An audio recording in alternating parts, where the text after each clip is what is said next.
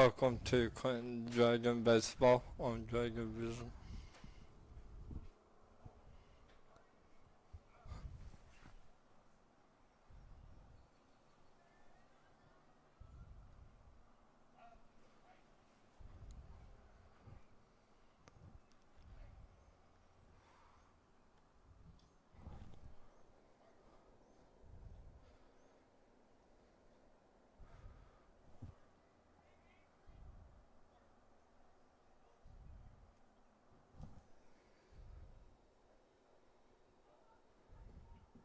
Here are your starting lineups first for Clinton.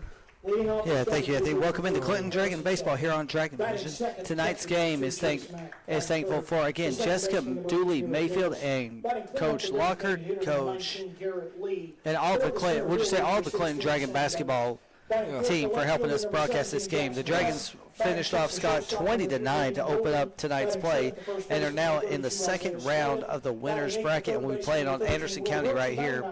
Loser of tonight's game will be right back here tomorrow versus Cumberland Gap. The winner of tonight's game will not play again until Thursday, and they may play at Gibbs High School. We don't know, because right now, an update from Gibbs. Union County and Gibbs are tied in the top of the third, 1-1. We're naming off the starting lineups now for both teams. First for the Anderson County Mavericks, Reese Wilkerson, the second baseman, Trent Strickland, the center fielder, Ty Wilson, the catcher, Morgan Clark, the first baseman, Aiden Bond, the shortstop, Will Reitner, the designated hitter, for the right fielder, Lane Fletcher, Luke Langford will be your starting pitcher, A.J. Colarusso, the third baseman, and Trey Rowe, the left fielder. For your Clinton Dragons, you have Harrison Shelton pitching, Jay Smack catching, Garrett Davis at second, designated hitter will be Garrett Lee, Jackson Webb will be the left fielder, Aiden Golden shortstop, Isaiah Slavin first base, Will Brooks third base, Dallas Beats will be the pitcher, and Sam Duggins will actually be playing center field for the Clinton Dragons in this game. We'll give you those orders again as this game starts. Yes. But you got ace on ace here. You got the pitcher of the year for the district, Luke Langford, and you'll have last year's pitcher of the year in the district, Harrison Shelton, will be the starting pitcher for the Dragons. So it is best on best to start off this game, and it'll be a pitcher on pitcher duel to lead off the top of the first inning, because Harrison Shelton will be leading off. Now, update from Coreyton. Gibbs and Union County are tied at 1 midway through the third inning. Yes. These are 7-inning games, barring any kind of run rule like Clinton had in the bottom of the sixth, when they got a 3-run triple to walk the game off and win it 20-9. At one point, they had a 12-1 lead before surrendering 8 unanswered, and then they scored 8 unanswered themselves to win the game. Once again, we want to thank the faculty, the staff, and the administration at Anderson County High School, along with the baseball team, Josh Boynton, and the rest of the Maverick baseball crew here at Merle Albright Field, for allowing us to be up here in the press box. Yes. Leading off in the top of the first inning for your Clinton Dragons will be Harrison Shelton. Harrison Shelton will be followed up by Jay Smack and Garrett Davis. Sam Duggins will be the center fielder. He will be designated. He'll be the one that's being designated hit for by Garrett Lee. Here's the first pitch to Harrison. Grounded towards the first base. Fielded cleanly by Morgan Clark. One pitch, 1 out here in the top of the first inning. Clark with a good little dig and step on first. So that was a grounder 3 if you are scoring at home. Next up will be the catcher, Jay Smack. Jay Smack. Harrison Shelton had a triple as his big hit against Scott earlier tonight. Once again, the loser will play right here tomorrow against Cumberland Gap. The winner will wait and play the winner of Union County and Gibbs on Thursday. And actually, we got a player up here coming up from Anderson County that can help us, as the first pitch is high and outside for ball 1. Once he gets on the headset, we'll let him introduce himself. Go ahead and introduce yourself if you can hear me okay. All right. I'm Hunter Brummett, and I'm a junior for the Anderson County Mavericks, and coming out here to support my teammates and cheer them on. And we're glad to have you here. You can actually talk about how you can talk about the Anderson County side while we talk about the Clinton side as well. You got Jay Smack up to bat, and you got Luke Langford on the mound. Langford looking really good so far, even with a couple pitches like that, but it's early on in the game, and you had a long delay before this game. Oh, yeah. Yeah, you're a junior. What does this game mean to your side, because you're on the field with them usually?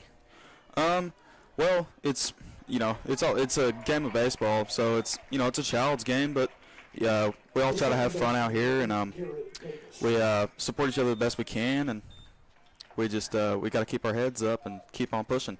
We got both teams out here. Good little district rivalry right here. Hayden Allen coming in after Jay Smack walked in his first at bat. Senior and senior switching up. Got Garrett Davis coming up. Bench running number 10. We've got a beautiful night here at Merle Albright Field. I wonder who's going to be the first person to hit the RB sign out there. I know that's everybody's goal. That's everybody's dream. Either hit the RB sign or hit the lights down at the softball stadium. I'm not sure which one will hit first. That was a big game last one, and this will be a good game, too. I want to see a good game between these two teams no matter who wins. This will be a good fight. It's been a good fight all season long for both teams. First pitch to Davis. Called strike right down the middle. Beautiful pitch right there to open up this at-bat. Yeah, Luke's more of a junk pitcher. He's going to have a lot of change-ups, curveballs, sliders, all that stuff. With him being a lefty, he doesn't really throw fast, perchance, but he can pound the strike zone when needed. And you could prove that when you guys went up against Gibbs and had to go all the way to the 11th inning to finish that game. That was a very late game, very long night. Then you came right back and beat them 6-5 the next day. Ball gets away on a little bit of a wild pitch. Davis stands there as Hayden Allen round second, but will stay on second. Nice tie. Strickland had a great job getting that one back in the gravel. That was a good little stop by him right there, not to let Hayden Allen try to get any further. True. Langford just a little bit shaky to start off, but again, that was like a 2-hour. That was almost a 3-hour game right before this. So you guys were ready to play and just having to sit there and wait. Yeah. Hayden Allen dancing around between second and third. The pitch popped up, and it's going to be out of play. That one will probably go down the road and land near the cars. Yeah. Probably land somewhere, probably go all the way down the hill to the football field. What's one of your favorite memories so far being a Maverick? It doesn't have to be this year. It could be any year. So, well, I never played as a freshman, but my sophomore year, a very memorable moment was it was actually Luke Langford. He helped me really, fix my swing and try and, teach me and coach me up. He's a very good guy. Good pitcher, good guy. But another big memory this year, actually, is actually you were speaking about it earlier, the Gibbs game, the 11 innings. That was crazy. Very long night, as I said, but another foul ball about the same spot as the last one. Good little pitching duel right here between Davis and Langford.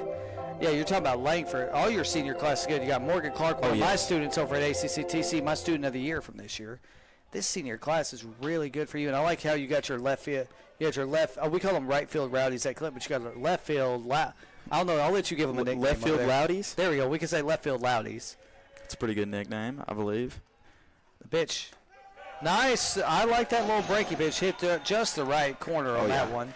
His breaking ball breaks hard outside for a righty, and it's going to drop very low, like right in front of the plate. And that was the perfect pitch. That's the one they've been caught up on most of the season, caught looking right on that outside corner. Oh, yeah. Now you got designated hitter Garrett Lee coming up with the runner at second, which is Hayden Allen.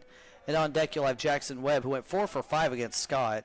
Steps off, fakes the throw to second, but he didn't want to throw him, just get Hayden Allen back. Allen does have a little bit of speed on him.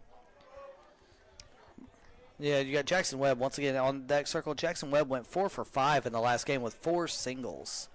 That's a really good game no matter what. That is a strike on the inside corner. I think they're told most of the time just to try to take the first pitch. That's what I've been seeing a lot lately, which is not always a bad thing. No. We'll give you the update right now. End of the third, 1-1 Union County and Gibbs, playing up at Gibbs. Should be a pretty good game.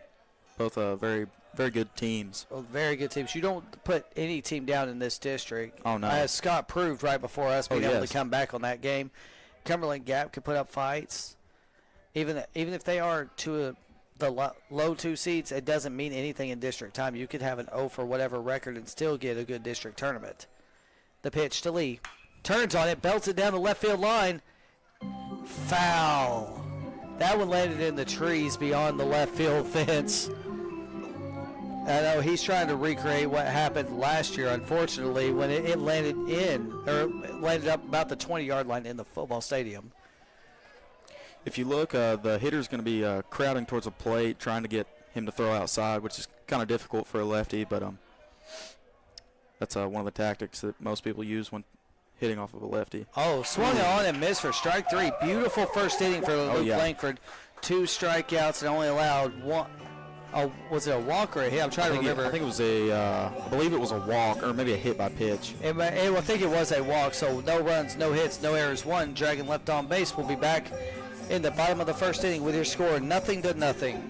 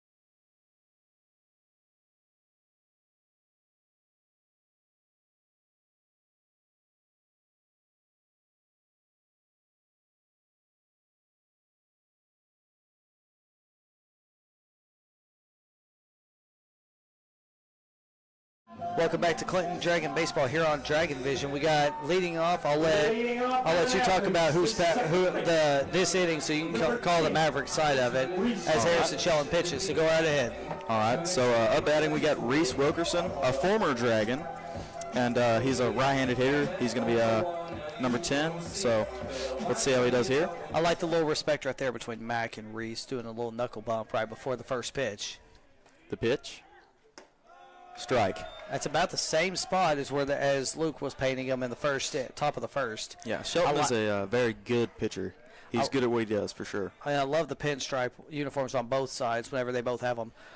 Oh. Don't know what he was chasing on that one. Looked like a little bit of a golf swing on that one for strike 2. A little low and inside, and he tries to take it. But these are very nice pinstripe uniforms. I'm envious of these. I like the black, but I love pinstripe uniforms. Oh, yes, for sure. That's one of my favorites. 0-2 pitch from Shelton. Grounded. Fouls it off. That one fouled. Almost went off his toe, it looked like, too. By the way he reacted. That's one of the main reasons some of our guys have those leg guards, is just in case they get a foul ball and foul it off right into their legs or ankles. Rather have too much than not enough. You got your Coach Boynton's over at third. Is that Coach Ledford? Oh, no, ground ball towards third. They're going to call it a foul ball. That was close. That hit the that looked like it hit the paint from here, but it may have been just foul. Yeah, we got Coach Josh and then Coach Josh Boynton, and then we got Coach Mark Ledford at first. Oh, it's Coach Ledford. Okay, I know Coach Boynton. I just don't know him. And low and away in the dirt for ball 1. Sorry, 1 ball, 2 strikes. We got Anthony Hinkle on the computer doing a great job for us. He did a great job in the last game as well. Got to give him a shout out. We also once again want to give a shout out to the Clinton Dragon basketball team and to Harrison Shelton's South Carolina family for donating the money for us to be able to stream both of these games tonight. So, I mean, that's a good one. And I'm going to talk to Coach Boynton about the next time you all play, whether or not he wants me to stream those too, but we just got to raise the money. Here's the pitch. 3 straight balls thrown by Harrison Shelton after having an 0-2 count. It seems to be he's trying to throw a breaking ball and just not get enough flick off of his wrist to get it to move as much. Yeah, 4 straight. You can see a little bit, you can hear a little bit of cheering going on, which, I mean, this is baseball. You're going to have that. Our guys like to chirp. And sometimes that's a good thing, sometimes it's a bad thing, but. Yeah, no, and you got to hear a little bit of that from Carnes last night. That's in a whole nother ball game, and the listeners can remember us calling a game against Carnes, and you can hear them over the headset. And that's kind of scary when you're in a press box so you can hear them. But who's up to bat next? Trent Strickland, number 19, our center fielder. He's got a heck of an arm. First pitch from Shelton is a swung and miss. I think that was a breaking ball by Shelton that went inside. For sure. He crossed Strickland up with that one. I don't think he was expecting a breaking ball first pitch. Yeah, lead off at first. Slavin holding him on. The pitch. Grounded.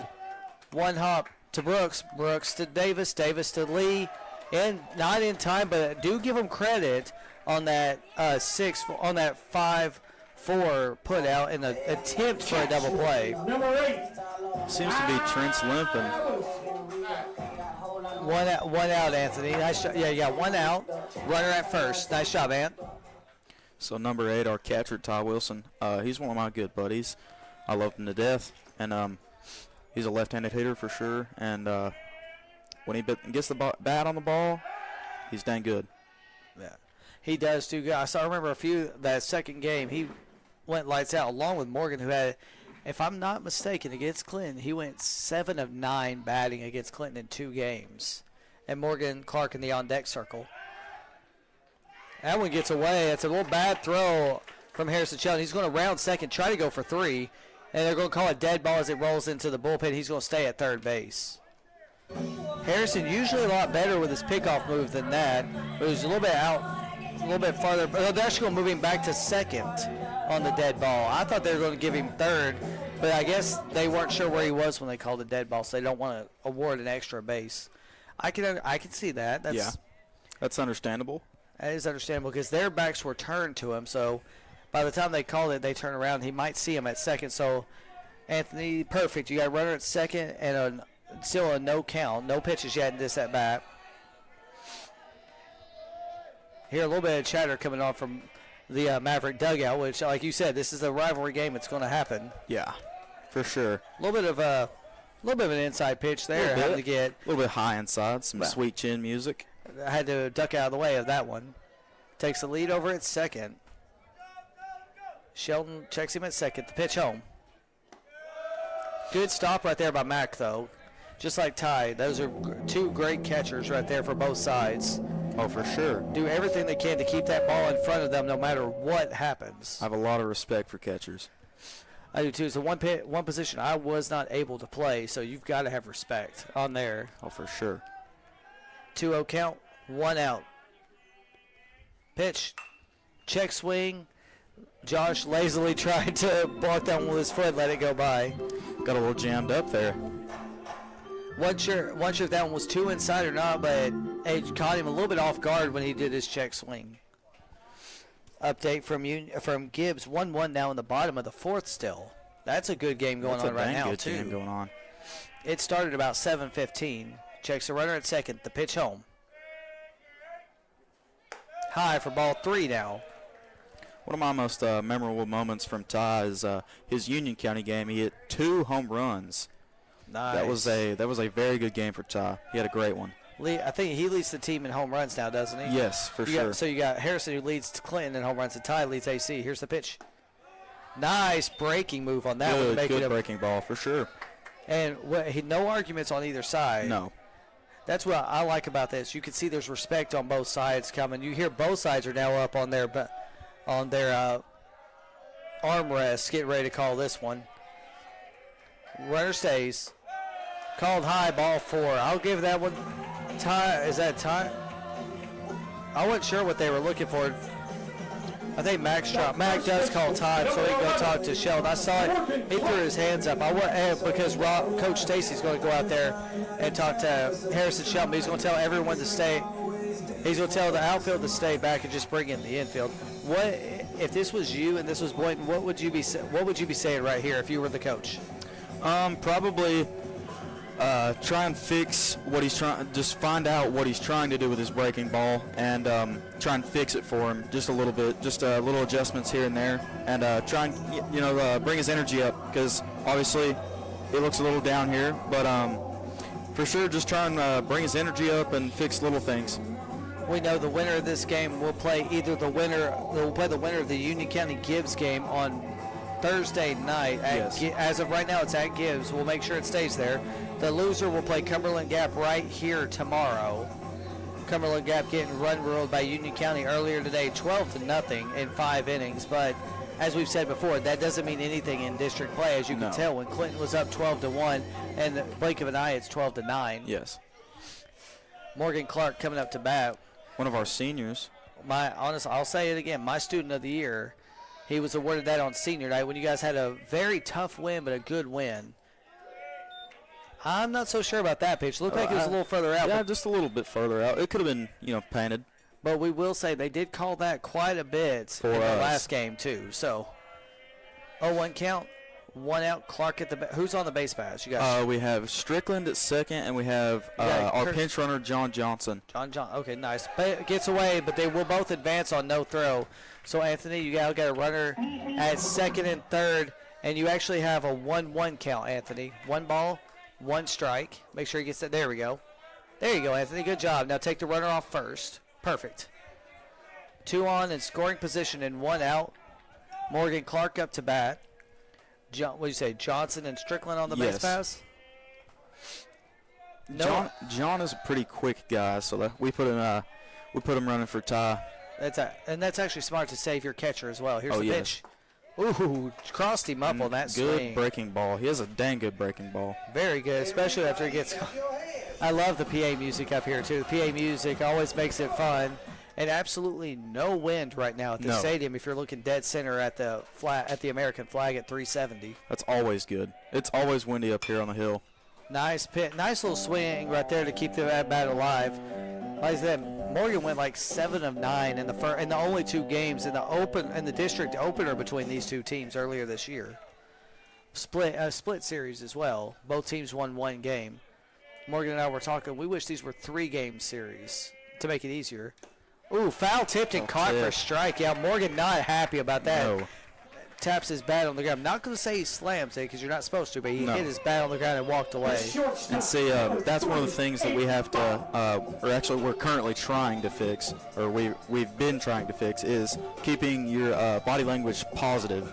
When you strike out, you still have to be there for your teammates.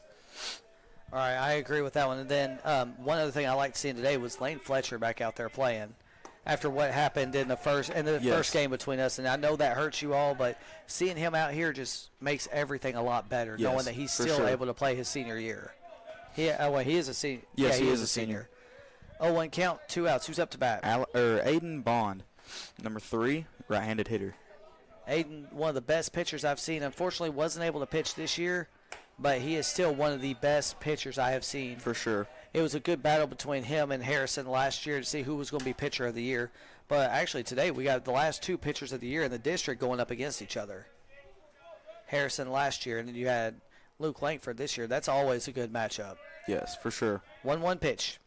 Swung on and missed for strike 2. 1 ball, 2 strikes, 2 outs. You got 2 on in scoring position. Harrison's trying to get out of this inning without allowing a run and keeping it 0-0.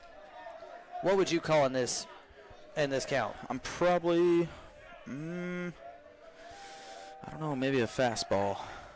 That is not. That's a fastball. not a fastball, but it missed and it was a little bit high. But that is a good pitch. Sure. That is a good Very pitch to chase though, because it was right in the batter's box, but just enough off. Yes. If I was batting in Aiden's shoes currently, I definitely would have tried to get at it. And we both would have been walking back to our dugouts. Here's the 2-2 pitch. Grounded to Slavin. Slavin's going to field it, run over to first, and step on the bag before the first run crosses. Good inning for both of them for the first inning. No runs on 1 hit, I think. Yes. No errors and 2 Mavericks left on base. We'll be back with the top of the second inning with your score 0-0.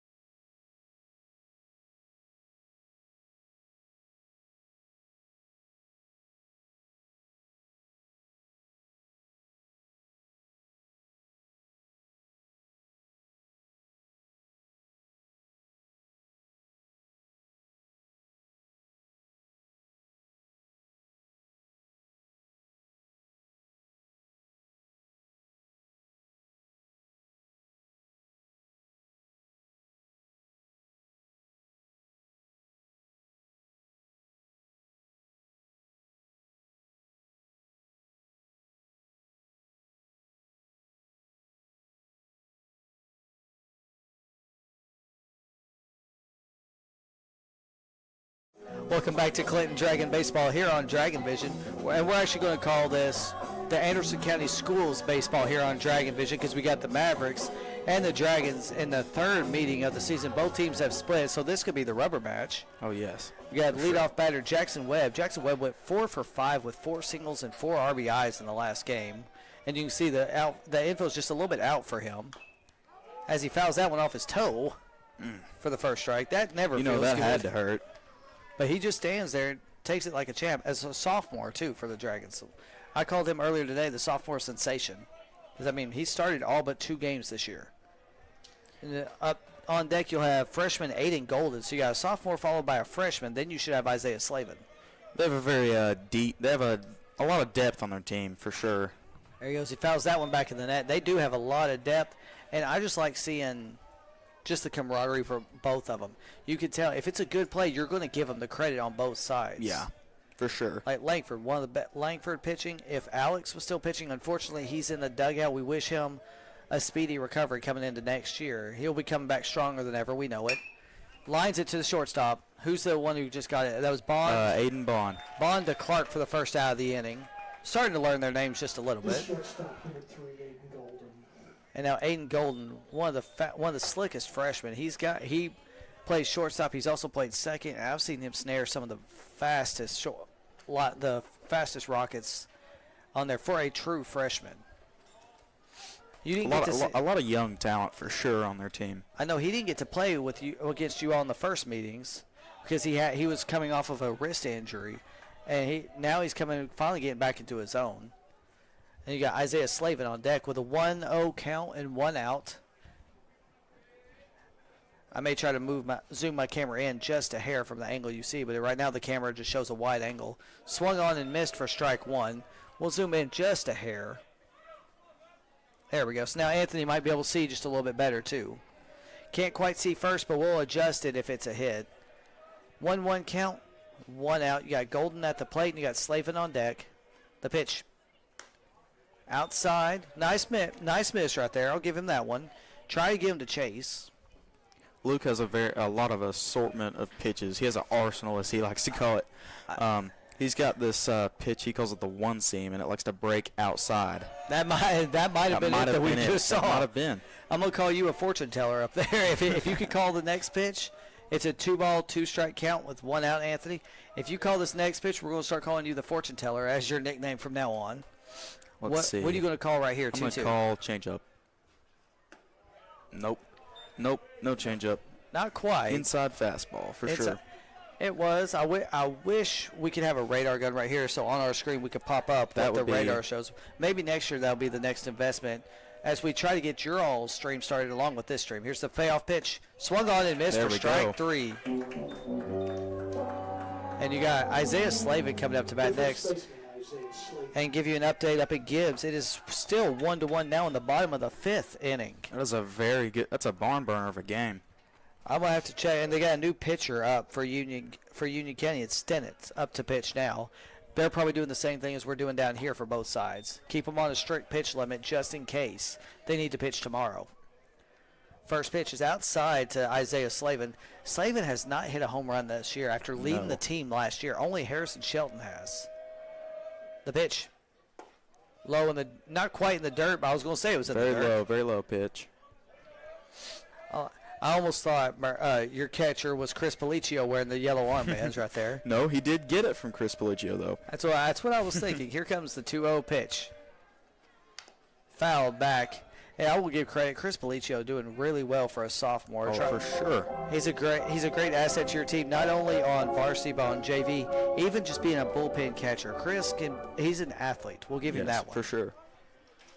And then you got Mo, who did a great job the first 2 games. Up here, you're doing a phenomenal job right now. You may have taken his place. Pitch outside for ball 3. Well, let's see. It's a 3-1 count. They've been going a little bit more outside lately. I don't know what your catcher was just trying to signal with that one, but unless he was just trying to get his attention. Maybe. Yeah, that was a strike on the outside corner. That's what he was doing. He's like, you need to paint it just a little bit further inside, just a little bit inside, and you'll get that call. He's probably telling him he said it was a little bit wide on the pitch. Dragons down to their last strike. Here's the pitch. High for ball High, four. ball 4. Isaiah Slavin will walk to first and only be the second Dragon to reach base tonight, as Will Brooks, who you could probably agree did a phenomenal job coming in relief for 2 innings. Oh, for sure. And got 3 strikeouts in those 2 innings. Did not allow allowed 1 base runner via throwing error, but never allowed a hit or a run scored. After they had given up 8 unanswered before they scored an 8th themselves. Foul tipped and caught for strike 1. Brooks, another sophomore for the Dragons, being at third base. Ever since they put him at third base, he just clicks with all the others. I'm not sure. No, you're okay. I'll get it going. It's probably there. We go. It's just a look. We have a little bit of a short in one of the cables here. We'll get that That's fixed coming fun. up. Here's the pitch. Swung on and missed for strike 2. There we go. That's actually a little bit better. One of our headsets actually just wasn't plugged in all the way either. That might have had something to do with it. That last pitch you saw there, that was most definitely Luke's one seam. If you looked, the pitch broke low and outside for the right-handed batter. Update: Gibbs just takes the lead 2-1 now in the bottom of the 5th inning. If Gibbs wins, they will host the winner of this game on Thursday. If Union County wins, they will be the team playing in that same game on Thursday. Here is the 1-2 pitch. Nope, steps off. I was wondering who was going to go first. Was it going to be a step off or was it going to be a time called by the batter? Because that looked like they just wanted to stare each other down, Slavin and Luke. Then the stare down continues. The pitch. Yeah, that was outside just a little bit. Just a hair. He had a good frame on that one. Oh, he yes, for sure. tried, and it was a smooth frame too. So that's all. That probably would have gotten the call from most of the umpires. Ty is one of the best high school catchers I have seen. We'll give Ty and Jace both that credit. That was for high and sure. outside, makes it ball 3. He did the same thing right there that he did before, telling him you're releasing just a little bit too early. If you wait just a hair longer, that'll be right on the corner. And what Ty likes to do, as you were speaking earlier, he likes to ask the umpire every now and then, was that the top of the zone? Was it the inside of the zone? So, Anthony, we still have a 3-ball, 2-strike count with 2 outs, just to help you out there. Anthony Hinkle doing a phenomenal job on the computer for us, getting the graphics up, getting the balls and strikes. Does a great job in almost all the sports for us. He did a great job on the headset, too. 3 balls, 2 strikes, 2 outs. The pitch home. Foul back. Nice play right there by Will Brooks. That would have been strike 3 if he didn't get that off his shoulders. We're on the 8-9. We're on the 8 hitter for the Dragons. 9 hitter will be Dallas Beats, the right fielder. And that's one of the good mindsets you have to have when batting. In general, is you have to battle with 2 strikes on you. Yeah. If you don't want to leave it up to the umpire's hands to call it a strike or a ball. The pitch. Oh, he swung on and missed on a pitch that was outside the zone for strike 3, but nice break right there, Luke Langford. So again, no runs, no hits, no errors, 1 Dragon left on base. What have you noticed through 1.5 innings so far between these 2 teams? Well, I've noticed that Shelton's he's missed more of the inside pitches for sure, and Langford he's just now finding his groove. Signature Langford got him up with a breaking ball for sure. Yeah, I've seen that too. And you got Beats now running over to right field. We want to give a shout out to Brandon, who just joined back here. Another voice of the Mavericks. I almost messed up and say he's a voice of the Dragons. We're having fun with that. I'll bet. How did softball do tonight, Brandon? How did the softball game go? Today, Yeah. 16 we lost a pal. I mean, it's a PAL. It's a really good team, but you all have been battling all season, getting ready for district tournament starting next week for you all. Do you know who you all play in the first round? Well, we have Designated hitter. Number 6. Will Ryder. we have a play-in game against Cumberland Gap Friday as of right now. All right, so if you didn't hear him just now over the headset, the Anderson County Lady Mavericks will be playing Cumberland Gap in a play-in game to the district tournament. District tournament for softball starts next Monday. Who's up to bat now for you all? Will Rodner, he would be a sophomore, and he's number 6 right-handed batter. Pitch a little bit low and away for ball 1. Once again, you got Harrison Mack, Slavin, Davis, Golden, and Will Brooks, your infield for the Dragons. Here's the second pitch. Ball outside. Harrison still, he's releasing that one just a little bit early when he's coming just down. a hair, for sure. He's hoping to get him to chase, but just not that far out will they chase. No. Outfield, you got Webb, Duggins. That one was still a little bit. He said Good a little breaking ball, but it was actually still bit just high. a hair high and a little outside for sure. Yeah, but I like the way I like the way they're asking and the umpire's telling them where Yes. you're missing. Here's the 3-0 pitch. In the dirt, gets away, no harm, no foul, but it will be a walk on 4. And they thought because they thought he was going to try to take off for second on that ball for a walk right there. So the first base umpire looked it to get to second base. Will is he's a dang good ball player for sure. He's just very athletic. If you know him, he's a very good guy. But for sure he's on first base now. He's a very aggressive base runner. And they're not going to courtesy run for him, which is something No. that you rarely see. Bunt, foul, and almost caught for strike one. Or it wasn't caught, but it was a tipped bunt for a strike. By the pitcher, number 20, Luke Langford. My favorite battle, pitcher on pitcher. Yes, See who gets the bat. that's a very good battle. You got ace on ace, 1-on-1. We'll see what happens on this one. Takes his lead at first. Bunts it back into the Met for strike 2. Not sure if he's going to try for a bunt now with 2 strikes. Probably not.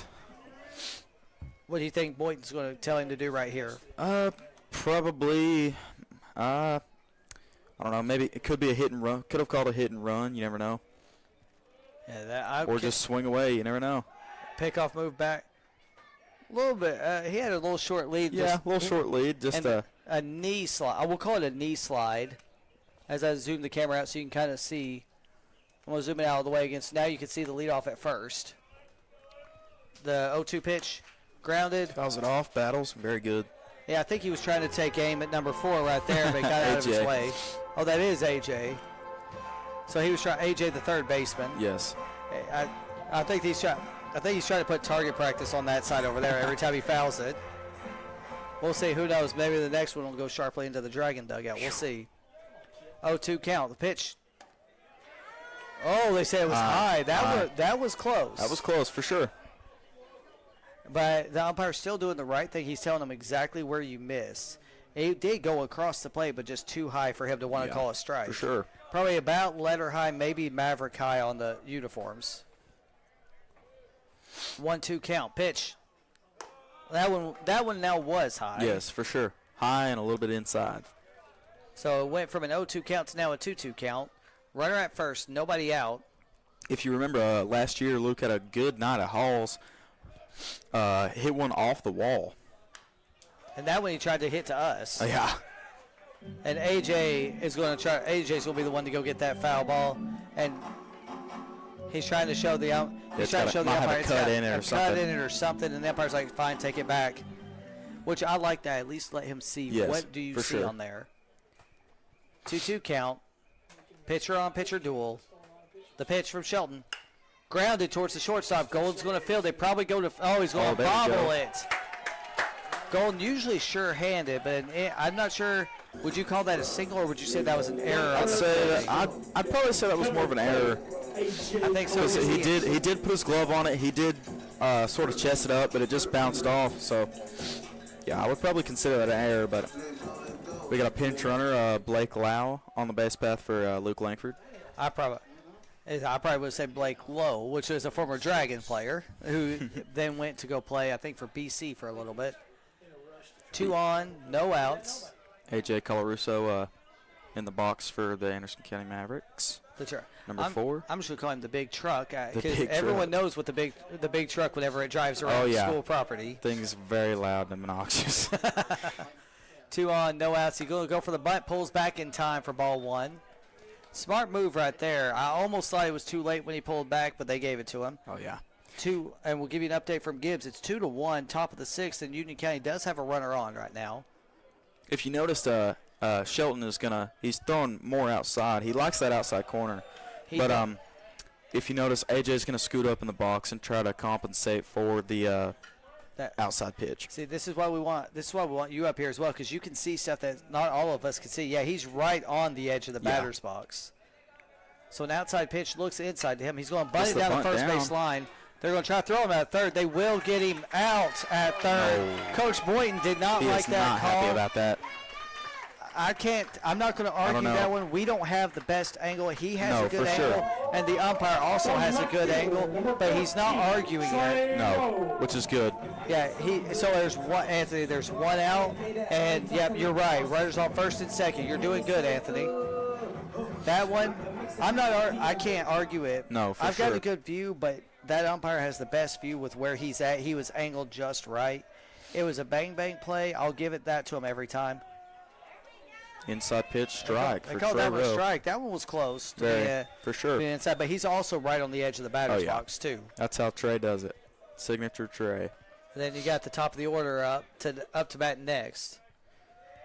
Trey Checks the Rowe, runner, the right-handed pitch. hitter. Swings at it. I didn't know that golf was in session right now. I got to say it, everyone. I'll say it to the Clinton players too. He chased that one well in For the dirt. sure. Might have to get the old sandwich out for that one. 0-2 count, 1 out, 2 runners on first and second. The pitch from Shelton, a little bit high and Breaking outside. ball for sure. Yeah, he just not got a rate on that breaking ball No. today. Usually that's one of his go-tos. Coach Turpin giving the signals to Mack.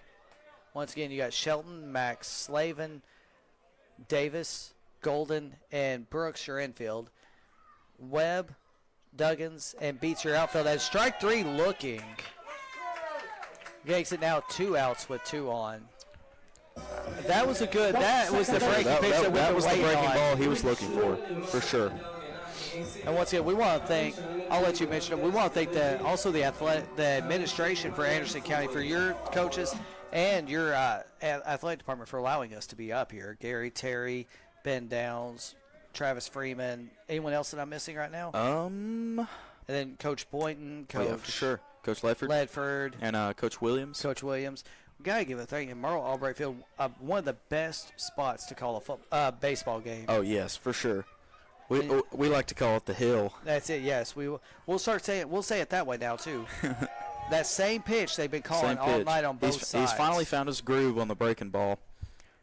So yeah, this is on the hill, and unlike the, I'll just say Clinton Lady Dragons played their first softball games at home. They have now named their new softball stadium the Graveyard. The Graveyard. I'll tell you about that one after this pitch. The 0-1 pitch, grounds it to the shortstop. Fielded cleanly, thrown to second in time for the force out. Nice dig by Davis, by Golden, nice throw to Davis. So the reason why they call it the Graveyard, short field, they say it's the graveyard where balls go to die. The only home run they hit last night against Scott was an inside the park home run down the third base line. Little league action. 200 feet, I think, to all the fences on every side. That's about 100 foot, Less than what we 116 have in the here. corners. Yep. So we want to say a big shout out. I'm going to say to Emma Clevenger. She's one of the pitchers, or one of the coaches now for the Lady Dragons. She nicknamed it the Graveyard, so that's what we're going to call it. But I'm just happy they got to finally play a game at home versus at Lakefront. I know your Lady Mavericks, they're not a bad team. No, You're just they don't young. have much depth, and they're very young. They're very young. And we've all been there. You all were there a couple years ago. Oh, shoot, yeah. And now the Dragons were there a couple years ago. So this is probably some of the best teams that these two teams could play right here. Union County and Gibbs still 2-1, but now Union County has 2 on with no out in the top of the 6th. That might be another upset brewing. And I don't know if I really want to lose a game and have to play Gibbs in an elimination game. Nice little snag at second base from Ty on that throw. That throw had some spin on it too going to second. Yeah, now we got the 9-1-2 due up for the Dragons. Beats Shelton and Mack. But we're going to keep this game up too, because then we'll know who's going to play who after this game. Either the loser plays Cumberland Gap, the winner plays the loser of this game, or the winner of this game. Pitch one, a little low and just down the middle. Yeah, it would have been one that I probably would have taken a swing at. Yes, for sure. I would have chased it. The left field Loudies are leaving us. Left field Loudies just left us. Dang. So here's the pitch. There's the strike. Right probably down the middle. about 6 inches higher than the previous pitch. For Got sure, enough. for sure. 1-1 count to Dallas Beats, the right fielder. Langford doing a great job on the mound. Got some good defense behind him as well. The pitch. Swung at Blew it. that one right by him. That was probably one of his probably his biggest fastball he has. Yeah, for sure. But like I said at the beginning, Luke, he's more of a, we like to call him a junk pitcher. Got a lot of arsenals of change-ups, curve balls, just breaking balls for sure, off speed. See the pitch. That was an inside, but it was going to be fouled. I think it went off the batter's box and went foul. Because Beats never even tried to run. Like, No. he knew that was foul the whole time. Beats, a junior for the Dragons. Started, I think, every single game but maybe one this season. And right, he's always in the outfield, either left or right. And Sam Duggins also starts most of the time in the outfield. Pitch. Nice little strike three. Look at it. I don't Nice think breaking ball. Beats didn't like it, but that was No. a perfect pitch. And Sheldon's going to come up now. So who's going to win this pitcher on pitcher duel is now the question. Well, I mean, Last time it was Luke. yeah, true, it was Luke. I don't know. Shelton's a good ball player for sure, no doubt. I don't think there's a bat. Oh, the left field loudies. Some of them came back, but now they're dropping back down again. I think they're just wanting to play whack-a-mole out there. Just pop up, say peekaboo. Here's the pitch to Shelton. Turns on it, going to left center or right center field. It's back. Home run, Harrison Shelton. 4th home run of the season. First home run since like the 4th game this season. What did you see on that pitch that Harrison just turned on? I think he left his breaking ball hanging for sure. 1-0 is your score. He stomps on home plate. I'm doing I what would you're for doing su- right I would now. for I sure. am shaking my head on that one. I really don't understand how he hit that out. I don't either. That one just carried. There is no Wind at all. After this inning, we're actually going to zoom in, and you can see. I know you can probably barely see it on the screen out there in dead center. There is absolutely no wind. And usually that's crazy for the hill. And I wonder if that one may have hit the back of the press. That one actually might be in the football stadium. It could possibly be in the bleachers. Because there's the press box. It went to the right of the press box. That one went about I would say that one probably went about 360 because 346 to the wall, and it went further than that. On the right of the scoreboard for Yep. sure. Pitch one, low and away for Jay Smack, the catcher. And Once see, again, you got a catcher-on-catcher duel right back here. And two of the best catchers, as we both for said, sure, for in the sure. last 4 years in our district. The 1-0 pitch. He's finally calming down again. Yeah. Got that one on the outside. And see, that's good for Luke. After getting Thank you, Anthony. 1 ball, 1 strike, 1 out. I forgot Anthony doesn't have a headset on tonight, so he can't really hear us unless we call the balls and strikes. The pitch.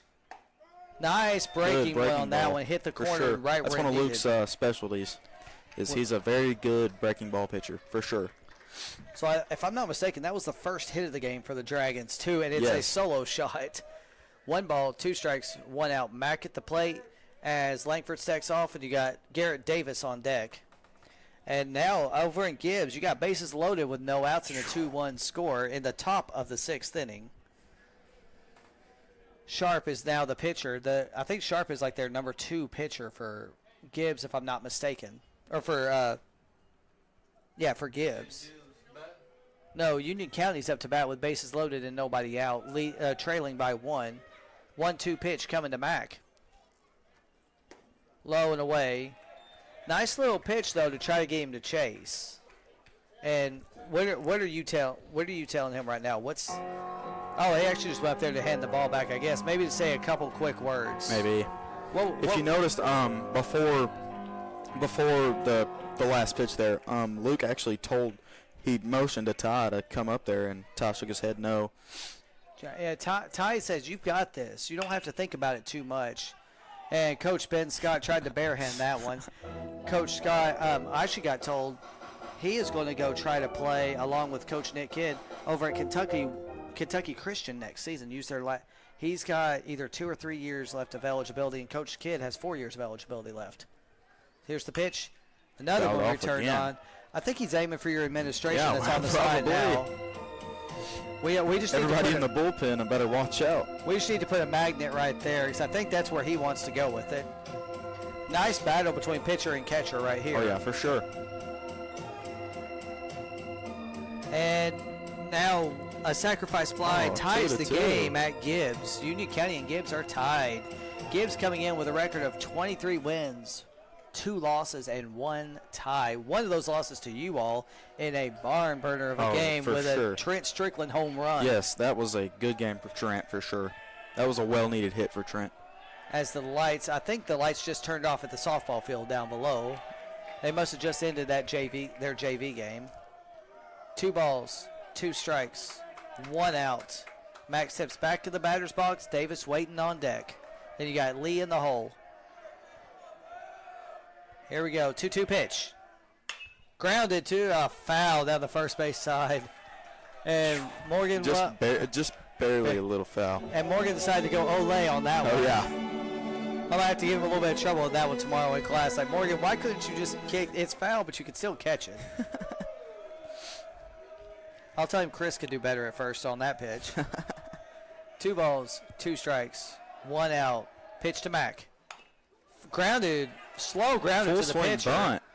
And nice little pit. 1-3 ground out right there. Yes, a full swing nub bunt. I'll call it. I think he did hit the nub of the bat. Funniest one I saw yesterday at the softball game. Marissa Eccles for Clinton's up to bat. She ducks out of the way, and the ball hits the top of her bat, which goes foul. Almost went fair. Like, it went down the line and curved foul, and she's just standing there like, Wow. So we got 2 outs now, no one on for the Dragons. Garrett Davis up to bat. I'm going to say these black uniforms, white trim for the Dragons. I like the white pinstripe uniforms with, I'm going to say dark blue and the Maverick logo on front with blue numbers. I like these uniforms. The light, they're asking if he went. I don't think he did. But I know. I thought that's what Luke was trying to ask for, but I couldn't really tell. 1 ball, no strike count. Thank you, Ant. 2 outs.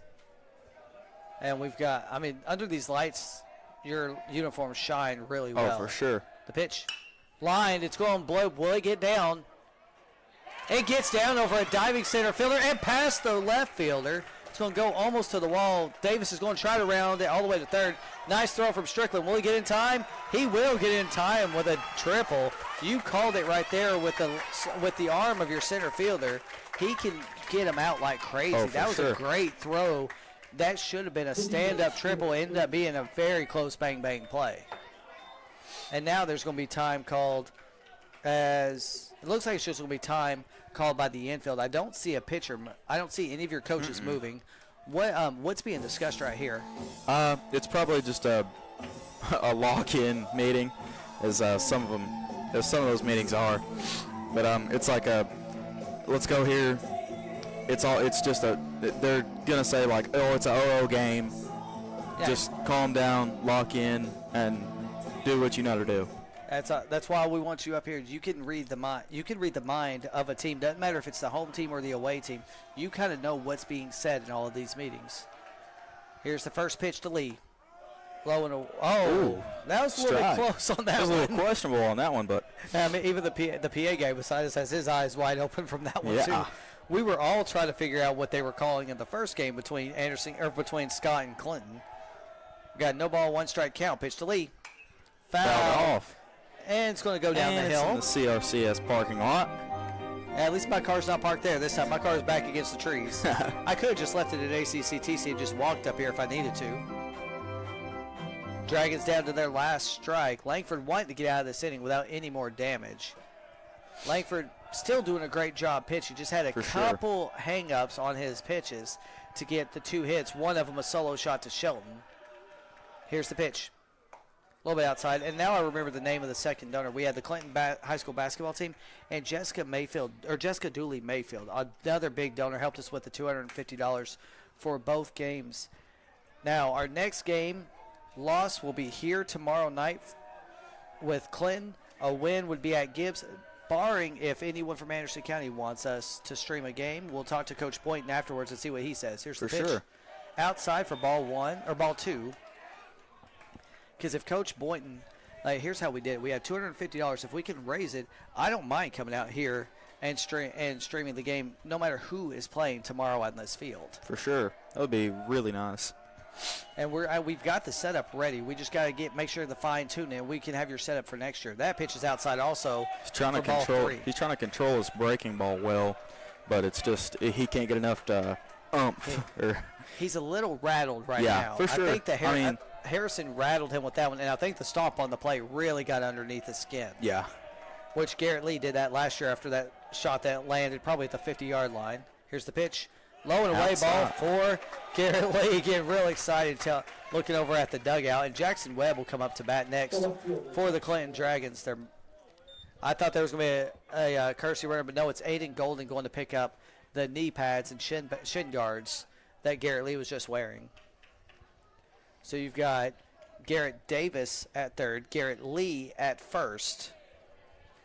Battle of the Garretts on the base paths. So you got senior and senior on the base paths. You got a sophomore at the plate. Bunch of S's right there. Say that 3 times fast. And the left field some of the left field loudies came back. Different ones than before. Here's the pitch. That one was a little bit low, but a little low. I think he called that one a strike just a little bit ago. I'm not sure. Yeah. Oh, tie game, middle of the 6th. Union County and Gibbs tied at 2. Gibbs was able to get out of a bases-loaded jam and only allow 1 run. 1 ball, no strikes, 2 outs. The pitch, that is a strike on the inside corner. He's finally starting to calm down right there and get that pitch that he was hitting all the first 2 innings. But this game, there's no chance that this game is over yet. This is going to be a good battle all 7 innings, if not longer. The 1-1 pitch coming to Jackson Webb. Nice break on that one. Started in the middle of the plate and curved across the very edge. I believe that is his slider. Slider, okay. I believe. I'll call it breaking. You know better than I do because I just see the way it curves, and it does tail or spin one direction or the other. 1-2 pitch to Webb. Swung on and missed for strike 3. Inside fastball. 1 run on 2 hits. No errors. 2 Dragons left on base. Coming up next, we're actually going to have a new pitcher. Sam Duggins is going to come out for the Dragons, but we'll be right back with the bottom of the 2nd inning.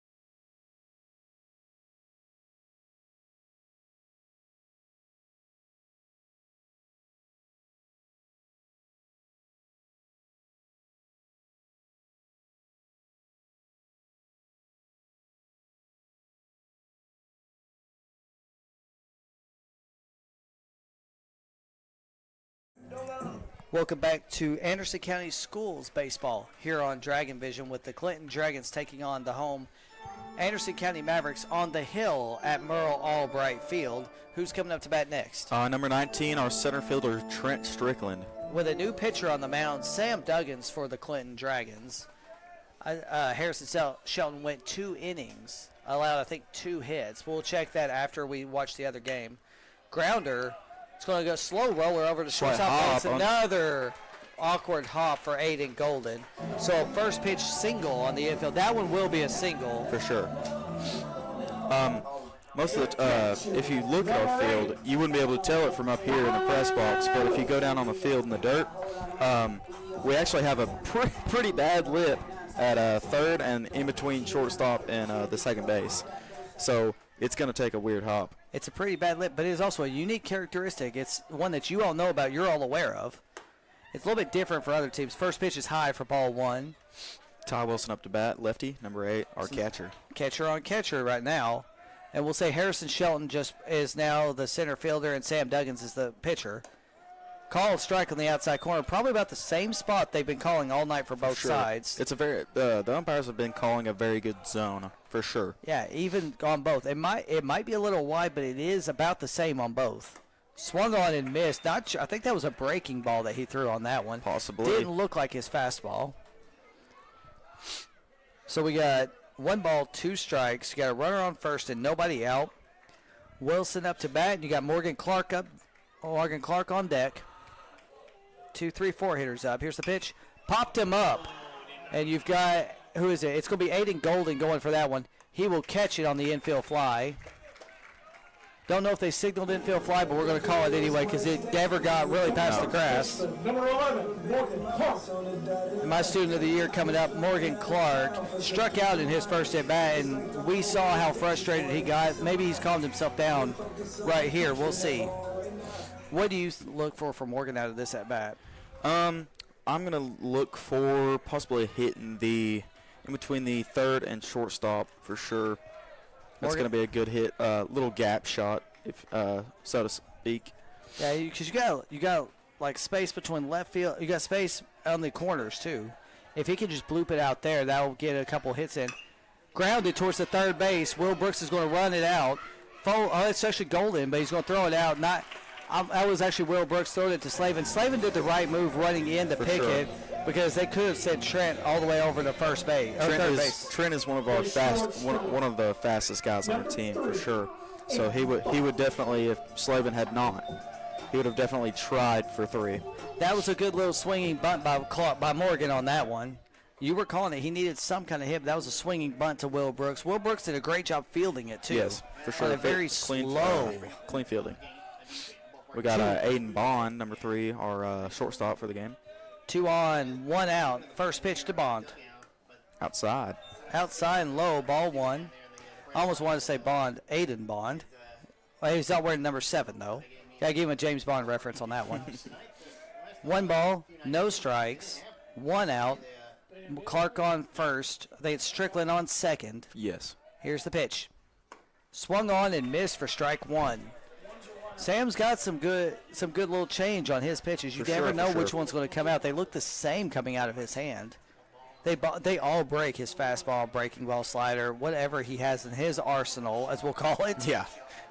1's across the board. 1-1 count. 1 out the pitch. They called it a strike. I didn't want to say it either. Get hear the PA guy saying beside us that was awful. I didn't want. Another batter box. We'll give it to them though because they've been calling it on both sides. They've been calling not that wide, but they've been their strike zone is about this wide either way. Surprised he didn't. I was almost surprised he didn't call that one. So what? Maybe they need to go down there and redraw the chalk lines for the bases. Maybe. 2 balls, 2 strikes, 1 out. Having too much fun up here in the press box. Oh yeah, it's always a good time up here. Strickland on second, Clark on first. Aiden Bond at the plate. The pitch from Sam Duggins is a ground ball to third. He's going to get it. Tagged the runner out. Brooks going to throw it the first, not in time, but it was a good little force out right there. Did he tag him? He did tag him because he hit him down right here. He just ran to third anyway, like you're taught. Just keep going because the play is still in. He didn't want to cross in front and risk getting like an interference call. So that was a smart move by Strickland. But now you got Clark on second, and you got Bond on first. And who's up to bat? We got Will Rodner, number 6. He is our designated hitter or extra hitter, I believe. Also one of the better pitchers. Also, yes, for sure. That one nearly hit him. He's pitched a lot for us this season. Well, almost surprised they didn't call that one a strike after on the other side. But that one nearly hit him. He's see what's going to happen with Duggins on this one. You got 2 out, 2 on, 1-0 your score. Pitch from Duggins, outside low. No, he's going to call that one a strike too. Wow. Questionable for sure. Questionable calls. And but he's been good up to this point for sure. But Yeah, now I think his strike zone's expanding just a little bit each Just a inning. hair. Maybe they're still wanting to speed it up after the last game. Here's the 1-1 pitch. They called that one a He strike? called He that. did that one, call that one a strike. Wow. I thought I heard it. We could hear it in our headsets Yeah, just barely. Just barely. I'm not turning up the headsets anymore because we might hear some other stuff that you can set up there. 1 ball, 2 strikes pitch. Grounded. Nice snag by Duggins. Underhands it to Slavin for the 3rd out of the inning. You have to give credit to Duggins gotta on give that credit one. for that. No runs, 1 hit, no errors, 2 Mavericks left on base. We'll be back in the top of the 3rd with your score 1-0.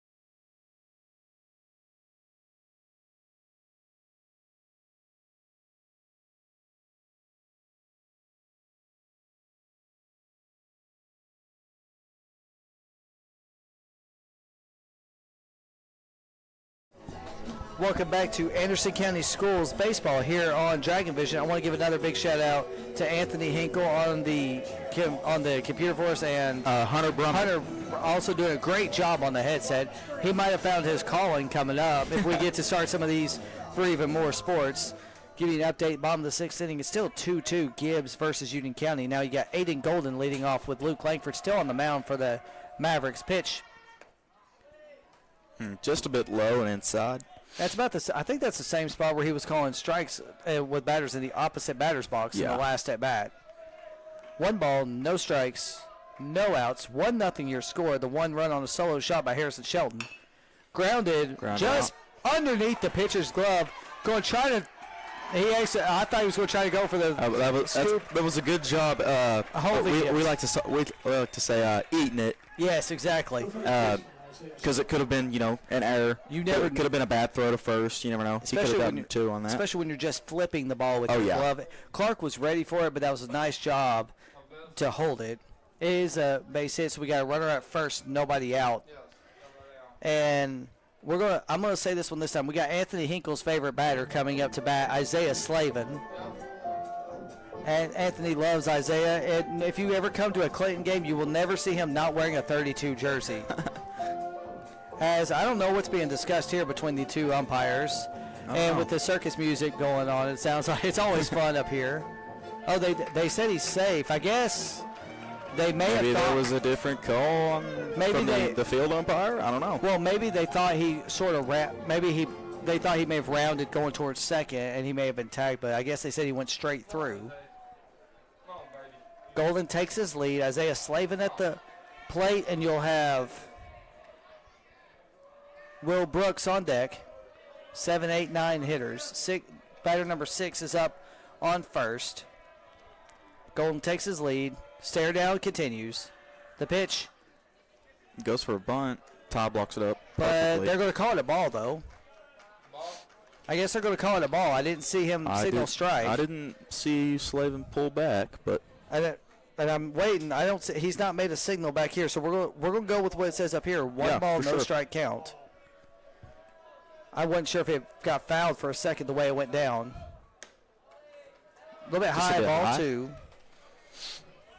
If you notice, Luke's he's trying to control that breaking ball for sure, but he just can't get enough wrist flick if you. Yeah, I don't know as much about that terminology you do. What position do you usually play? I usually play either right field pretty much right field, or DH. Nice. Fouled it off. back. I couldn't quite catch that. It was a little bit lower than our press box. Give you an update over at Coreyton. 2-2 at the end of 6. 2 balls, 1 strike. No outs. Golden at first. Slavin at the plate, and you've got Will Brooks on deck. Lights making the hill glow really bright here tonight. The stare down continues. The pitch. Inside strike. Inside strike. If they're going to call it on one side, they got to call it on the other. For That's sure, for about sure. the same spot they were calling them on the opposite side. 2 balls, 2 strikes, no outs. Here, Anthony Messiah's going, come on, Isaiah. He's trying to wheel him up to get a hit or something right here to see if he can push Golden over. Stare down the pitch. Outside. Yeah, Wow. that was a really big break on really that big one. break, for sure. That was possibly his curveball, I believe. I can't remember if Luke does a splitter or a cutter at all. But We interviewed him after the last game here when he had a phenomenal game on a 10-1 final. 3-2 pitch, runner on first. You know he's going to be running. He actually doesn't run, but it's a swing and a miss for Just for a strike swing. 3. I thought he was going to run on a for sure. full count. You got Will Brooks, the third baseman, coming up to bat next. Another sophomore. So you got a freshman on first, a sophomore up to bat. Is there a junior on deck? There is a junior on deck. You actually caught. And then you got a senior in the hole, actually. Really? Yeah, That's so cool. freshman, sophomore, junior, senior. Here's the pitch.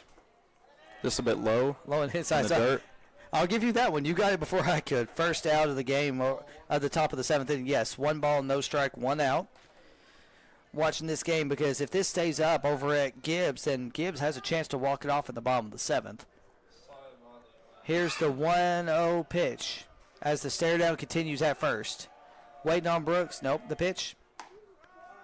He called a strike on Outside. that one. That's a bad.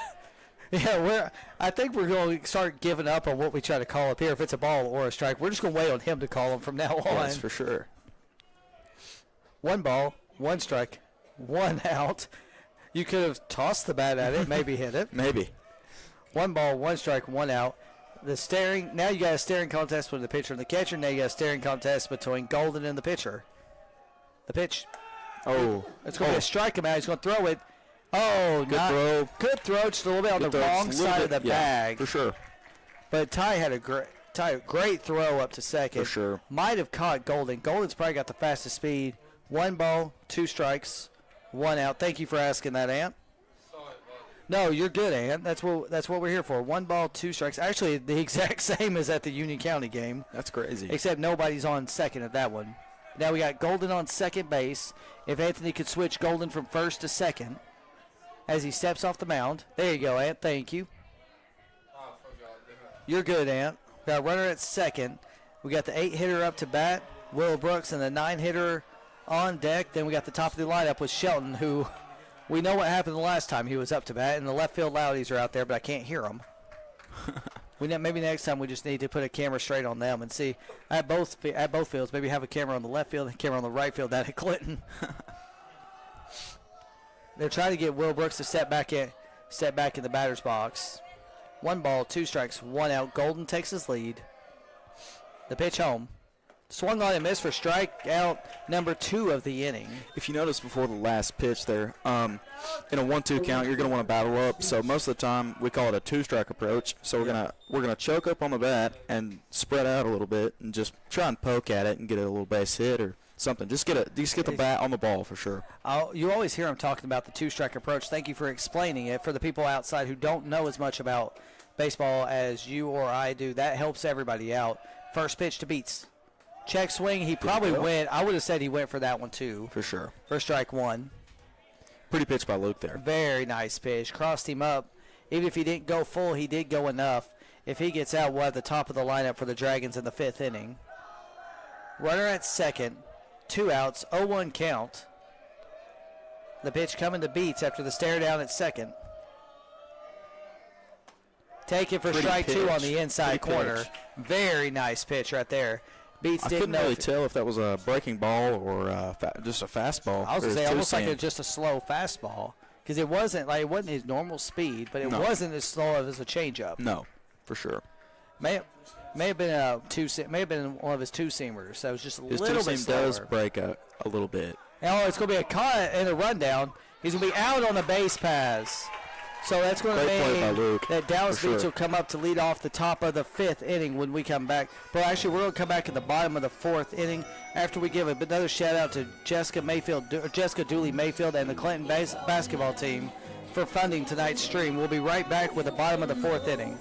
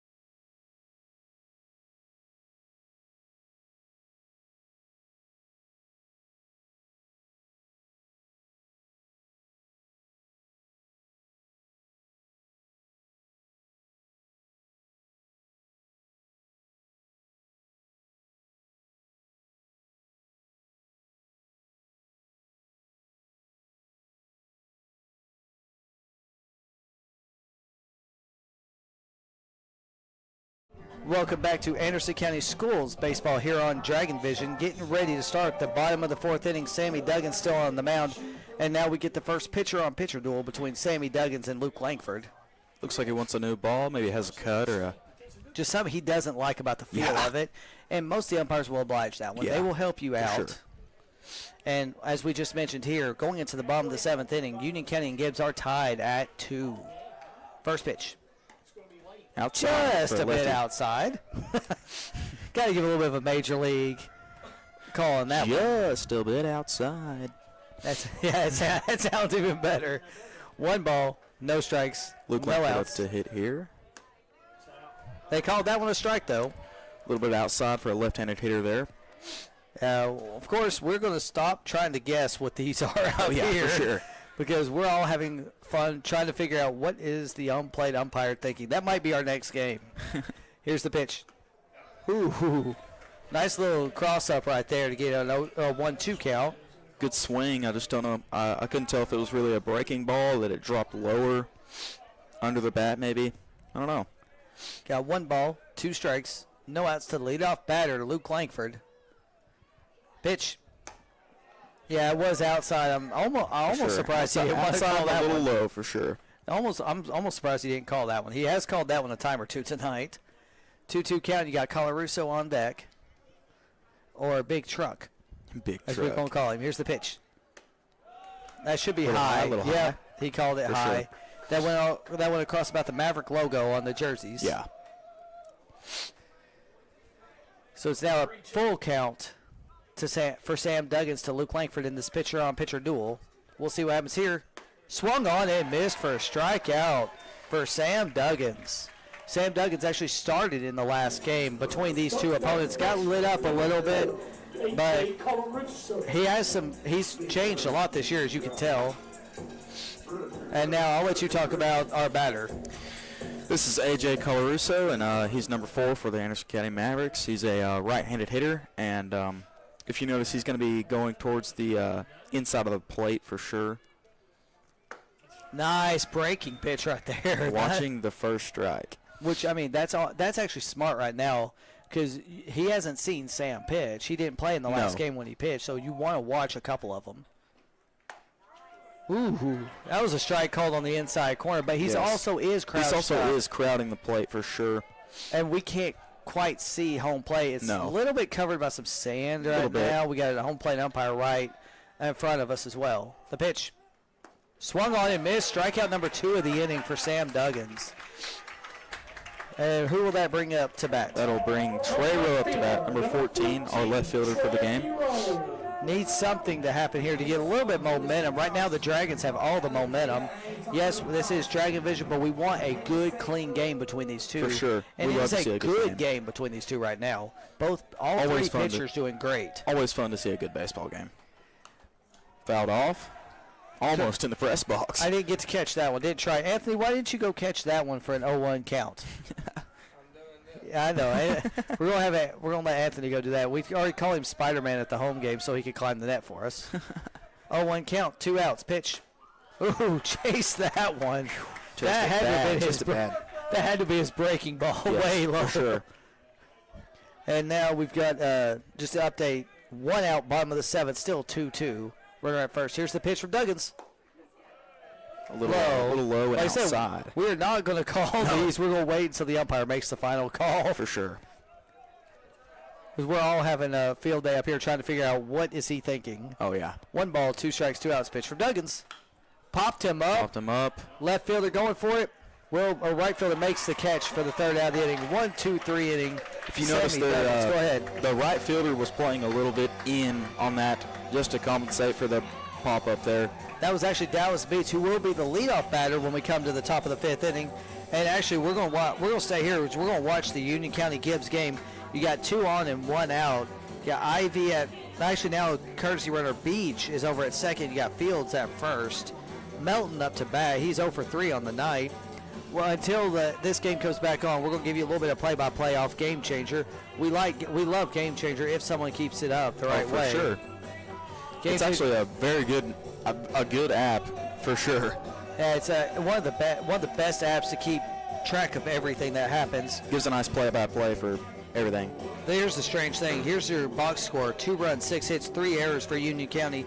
2 runs, 8 hits, 1 error for Gibbs. That is a strange one to see any errors from Gibbs. Because the Gibbs, the 2 times they played them, if I'm not mistaken, they run ruled Union County both times in the regular season. Yes. So I don't know if maybe Gibbs didn't want to start their big player. Maybe they started their 2, their 3, their 4. But we'll see. And we'll be giving you updates on that as we get ready to come up here. Where you'll have Dallas Beats, Harrison Shelton, and Jace Mack due up in this inning, the 9-1-2 hitters for the Dragons. We'll also give you updates on the bottom of the 7th inning because a run there will win the game for Gibbs. But 2 more outs will send it to the top of the 8th. Long nights for all of these teams here. For sure. I know Scott is already back in Huntsville right now, but they have to travel to Gibbs tomorrow to play the loser of that game. Oh, actually, a double play ended the bottom of the 7th inning. Wow. Here comes the pitch. Hey, go call that one a strike. Call it a strike. Painted the outside corner. Painted the batter's box and the outside corner.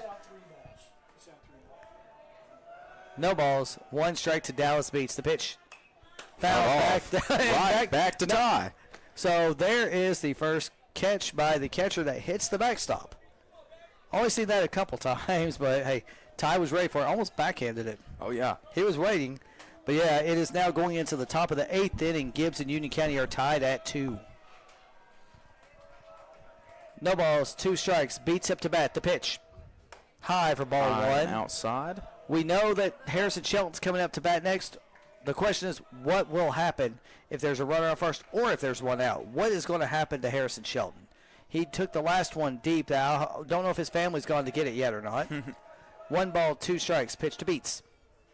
Called strike 3 on the inside corner. Nice little break on it. Langford still on the mound for the Anderson County Mavericks.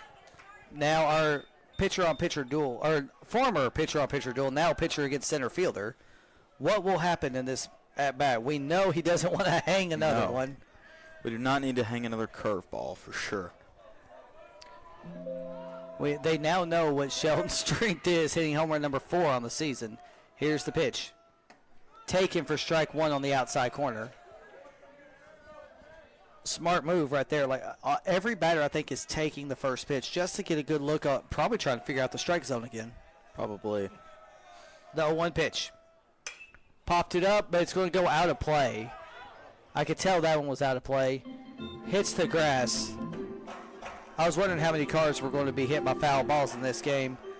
And your left fielder decided to run out of his hat.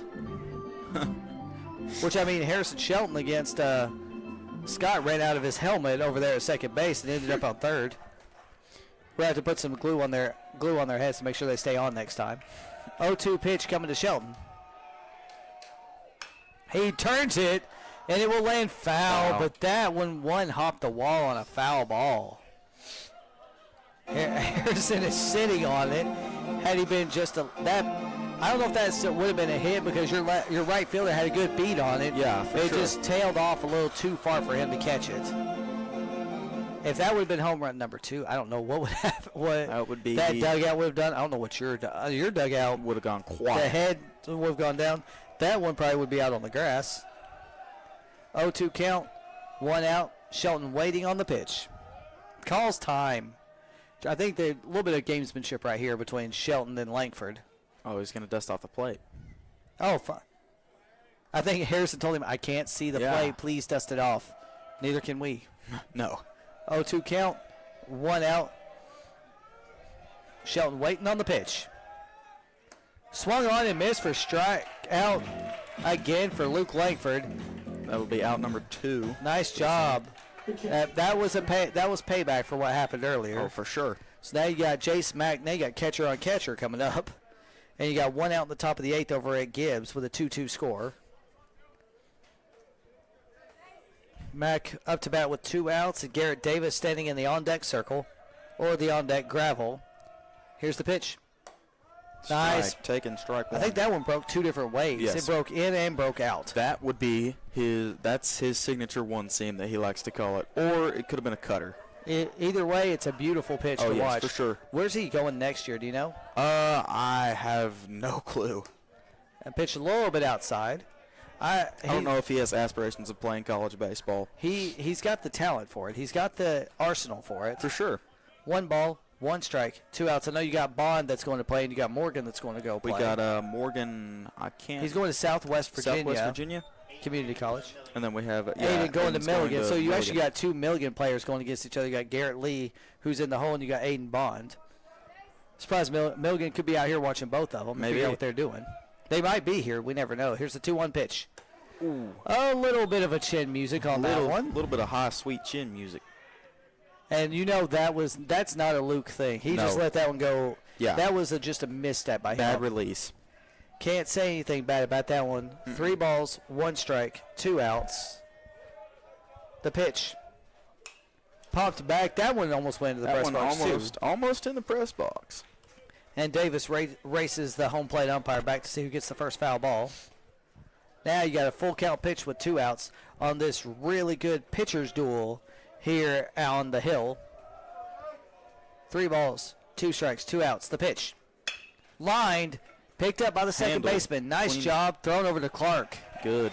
Nice 1-2-3 inning for Anderson County. No runs, no hits, no errors, no Dragons left on base. We'll be back with the bottom of the 5th with your score 1-0.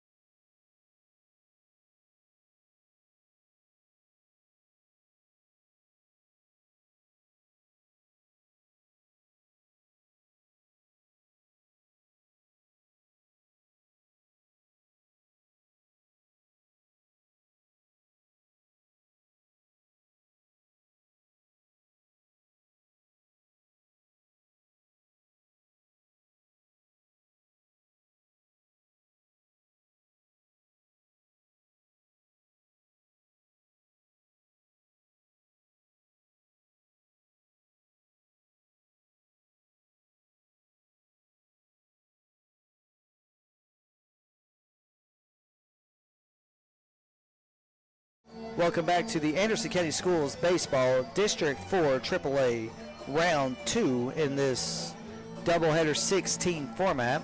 Anderson County Mavericks hosting the Clinton Dragons. Your score 1-0. I'm Matt Hagen alongside Hunter Brummett. And Anthony Hinkle on the computer. Having a great game right here as Reese Wilkerson comes up to bat. We know there's some Tension tension between these two, but we also know that there's a lot of sportsmanship between these players. A lot of respect. Yes, that's what I was looking for, respect. This is eerily similar to what happened in the first game between these two teams when it ended up as a 6-4 final. Here's the pitch. Ooh, just a little bit outside for ball one. Sam Duggan still at the mound for the Dragons. Duggins, Mack, Slavin, Davis, Golden, and Brooks, your infield. The pitch. Lined. Foul. Just into barely. the grass. Foul by. Yeah, foul by about that much, that one. But, I mean, it was close. That was closer than what we wanted it to be, but it was, or I wanted it to be, but if that would have landed on that chalk, he'd probably be standing at second right now, maybe even third. 1-1 count, no outs. Pitch from Duggins. That's one thing I don't like is when you drop your hand early, because they could easily call that a strike right there with the way they've been calling it tonight too. 2 balls, 1 strike. Duggins on the mound in relief for your Clinton Dragons. The pitch. Call. No, they're going to give that one a ball. They've been called. That one's been called a strike most of the night. I think maybe someone asked him about that one. I like the music being played up here. Here comes the 3-1 pitch from Sammy. If you notice, Reese is actually, I guess he thinks it's pretty comfortable. Oh, Reese. Oh, wow. Oh, wow. Reese thought that was ball 4, but I heard him call that one a strike. I think. Yeah. He's telling him, no, it's 3 balls, 2 strikes. Sorry, Reese, you can't go to first just yet. Maybe on this pitch. Like I was saying earlier, if you notice, Reese is, I guess he's more confident with the 2-strike approach. Oh, there's a good little swing, Put the ball in play. That's going to come for it. Bounces under his glove. Reese is going to round Reese going to second. Going to second. He's going to try to round second. They're going to stop him. Nice throw, though, by Webb. And Reese is really excited over there with a leadoff double. The center field. I think that was maybe the first hit given up by Duggins in relief tonight. Here, we'll give you the update. Still 1 out, bottom of the 8th. And tie game as a pop out. Got 2 outs now in the bottom of the 8th at Gibbs High School. Time called by Coach Rob Stacy as he goes to talk to Sam Duggins. Not sure if he's going to make a change or not. I don't know who he would come. He might get, if he does, he'll probably have Slavin come in to pitch for a little bit. And if that happens, he'd probably put Lee over at first. They're trying to get a little game plan going. While we're doing that, we're going to start looking at the Union County Gibbs game. It's eerily similar to the first game you all played, or both games you all played. Got 1 strike with 2 outs in the bottom of the 8th inning, tied at 2. Oh, it's Mills up to bat. I know you don't have good memories with him up to bat. No. I'm not even going to. There is going to be a pitching change. Sam Duggins is going to come out. Gary Lee's going to go to first, and Isaiah Slavin's going to come out to pitch. Had a feeling that was going to happen right here when I saw the way he was talking. Between you and me, I would expect some quick pitches from Slavin right here. Possibly. Because that's one of his specialties. Yes. He can do that quick pitch and confuse almost anybody. And we're also going to for the Mavericks side. Yeah. We're also going to have to adjust to that for sure. Not take our time. You can see Strickland, you can see Clark, you see Bond, all out there watching him, trying to see what he's going to come up with. Because he's doing a little bit more of a sidearm action this year than he was used to. Same with Mo White. Yeah. Mo White, Macaulay White. Yeah, Macaulay White. I know, I love Mo's one of the best. Mo should have been up here, but I'm going to say you've taken his job from now on. We're going to say that. You took Mo's job. He's probably going to be mad at that, but we'll just go up there after the game and say, Mo, you're fired, and see what he does. He'll probably just laugh. So Gibbs is down to their last strike in the bottom of the 8th inning. Still tied 2-2 with no one on. We'll see what happens from Stinnett. They strike him out to end the 8th inning. So now we're going to the top of the 9th with the score 2-2, Gibbs in Union County.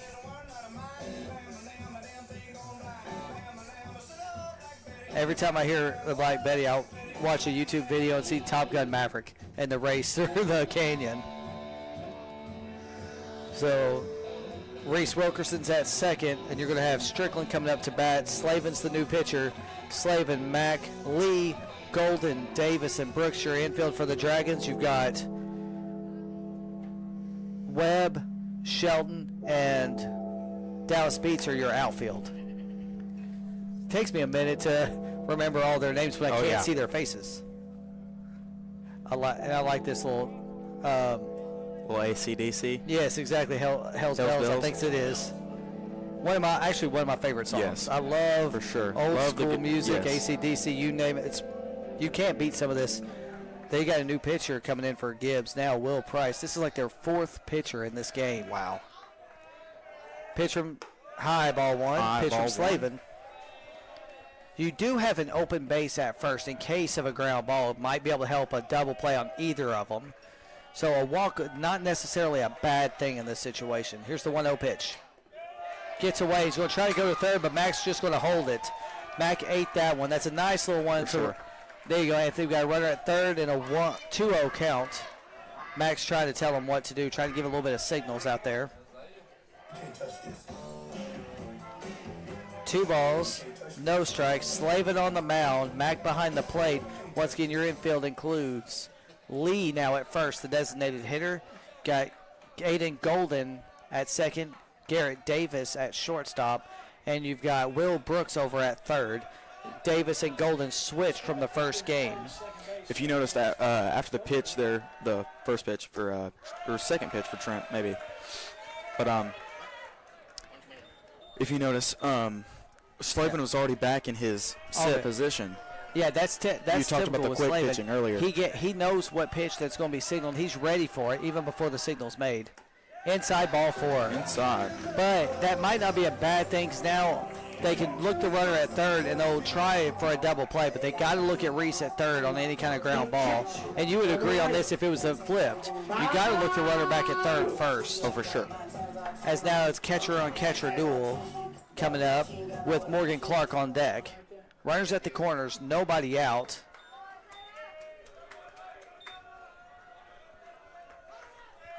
The runner at third is credited to Sam Duggins. Checks the runner at third. He's going to throw it to first, gets the force out at first. So that's what we were calling. You got to check the runner at third. Now you actually have an open base for Clark. Hey, Anthony, 1 out, runners on second and third. There you go, Anthony. Nice job. Morgan Clark up to bat, second and third. You got Reese Wilkerson at second. Wilkerson at third, and then Strickland at second.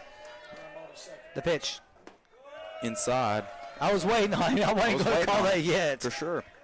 Because we've seen what's happened so far every time we try to guess a pitch. 1-0 count, 1 out. Like I said, a walk would not necessarily be a bad thing in this situation. No. Here's the 1-0 pitch. A little bit further inside that one. Inside and low, almost a dirt ball there. Clark's talking to himself right there. He's counting something out. And they got the Star Wars theme behind him as he tries to count. 2 balls, no strikes. 1 out. Slavin on the mound. Runner at third. Wilkerson is credited to Duggins. Low gets away. It's going to be a tie game now. The score as Trent tried to go around third base, so stops. Now it's a 1-1 game. This is what we wanted. We wanted a good game between the two teams. It has been a great game so far. And you got a runner at third, Anthony. There you go. And you've got a 3-0 count. That run credited to Sammy Duggins, but now Strickland at third is credited to Isaiah Slavin. Here's the pitch. Taken for strike 1, which I knew. A 3-0 count, you're always going to want to take. Boynton does not like the green light on 3-0, no. Neither does Stacy. So it's a little bit of a respect thing right there, but you got to take it because you never know what's going to happen. As a moth flies above us here. It swung on and missed as Slavin blew that one right by him. 3-2 count here. Now, still, a walk would not necessarily be a bad thing because a ground ball could result in a double play on the next batter. But 3 balls, 2 strikes, 1 out. Pitch from Slavin. Low and away, ball 4. And Clark does a little bat toss, bat flip over the home plate. We got Aiden Bond up the plate for the Scotty Mavericks. Playing shortstop today in our game. Tie game at 1 here in the bottom of the 6th inning. I actually still thought it was the 5th inning for some reason, but it's the bottom of the 6th inning with a tie score at 1. Very big pitchers duel here between all the pitchers that have been on the mound. Langford for you all, and then we've had Shelton, Duggins, and Slavin. High ball 1. Here now a lot more commotion coming from that side, the Maverick side. Not as much from the Dragon side. I can see Stacy's trying to get him to get up a little bit to try to give Slavin a little bit of stuff. 1-0 count, 1 out. The pitch. Called strike on the outside corner. Yeah, still waiting on them to make that call each time we can hear it. You got 2 outs in the top of the 9th. It's still a 2-2 game over at Gibbs. This game might end before that one. Swung on and missed. Strike 2 for Aiden Bond. That was a little bit of a slow throw back to Slavin, who was basically standing in the pitching ready position when he caught it. For a second, I thought it was about to go over his head with the way it was just thrown to him. Here's the 1-2 pitch. Foul back into the netting. Anthony didn't try to go catch that one either. Still 1-2 count. Baby. I got to laugh every time I hear that one too. They got 1 ball, 1 strike over at Gibbs. Here comes the pitch from Slavin. 1-2, 1 out. Curved it right across the outside corner. Bond didn't like it, but that's what he's been calling for sure. Almost all night. The DH, number 6, but the good chance, this is going to come down to the bottom of the 7th inning to see who is going to win this game. Very good chance for this one. I don't know how many pitches Langford has pitched so far. We may have to look over there after this one to see if he'll come back out for the 7th or not. Or else they may pull, I think they could pull Reidner out to pitch. Outside, ball 1.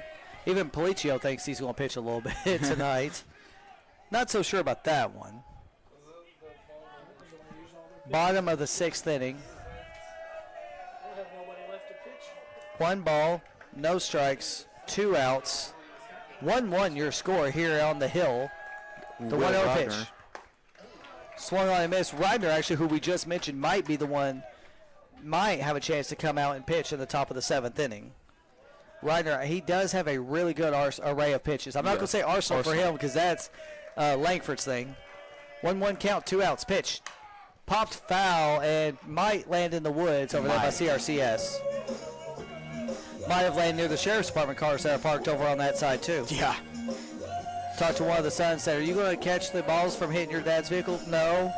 No. 2 balls, 2 strikes, 2 outs. I'll help you out with that in just a minute, Ant. And runner's going to move. They're going to call ball 3, Ant. Oh, Slavin thought that was strike. That one, we're calling it a strike up here, but they're going to let that one go as a ball. 2 balls, 2 strikes, 2 outs. I'll help you out, Anthony, once either he gets walked or they get the last out of this inning. 2 balls, 2 strikes, 2 outs. That pitch confused all of us up here on that call. Oh, yeah. Here comes the 2-2 pitch. Inside, they're going to let it be ball 3. That one was ball 3. Full count here. Of course, now I don't see a batter's box on either side, really. I think we've worn them all away. And we got the Western music playing up here now to see what's going to happen. And Gibbs is going to the bottom of the 9th with a tie score at 2. Here's the pitch. Swung on and missed for strike 3, stranding 2. But now it's a tie game going in to the top of the 7th inning. We'll be right back on Dragon Vision.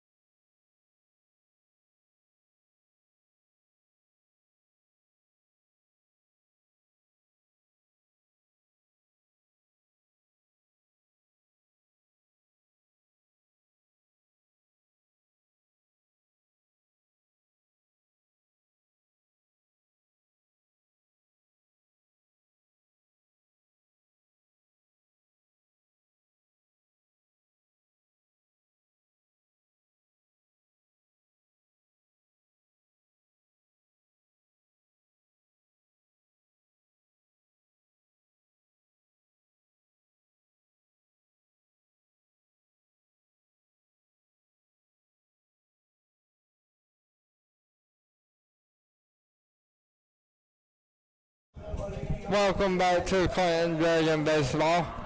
I'm Dragon Vision. It's 1-1. It's tied game. Going into the top of the 7th inning, the Dragons' one run was a solo shot. Go ahead and hit that one more time. Hit that one more time, Matt. There you go. Top of the 7th inning now. The Dragons' one run is off a solo shot by Harrison Shelton that went over right center field, probably landing in the football stadium. And then the Mavericks just came back and tied it. You got Garrett Davis leading off. And you got Luke Langford looking for a possible complete game still on the mound for the Anderson County Mavericks. Dragons have had 3 pitchers. And we got our good friend Hunter coming back up for the Mavericks. And Golden bunts, Davis bunts a great bunt over to the line and bunts a single to lead off the inning. It's a great bunt. That was a beautiful right down bunt. the third base line. I think. Just Langford couldn't get to it. Yep. Okay, perfect. Garrett Lee coming up to bat. We all remember what Garrett Lee did here last year. Not saying that we want that to happen again right here. No.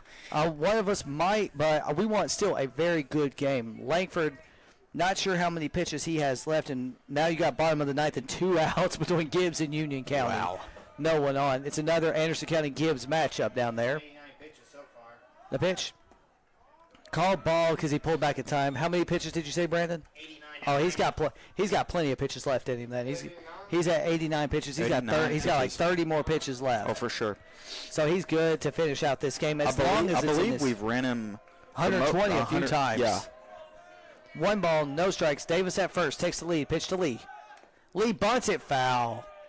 He was just a little bit out in front of that one and spun it back. And now you do have the James Bond music playing.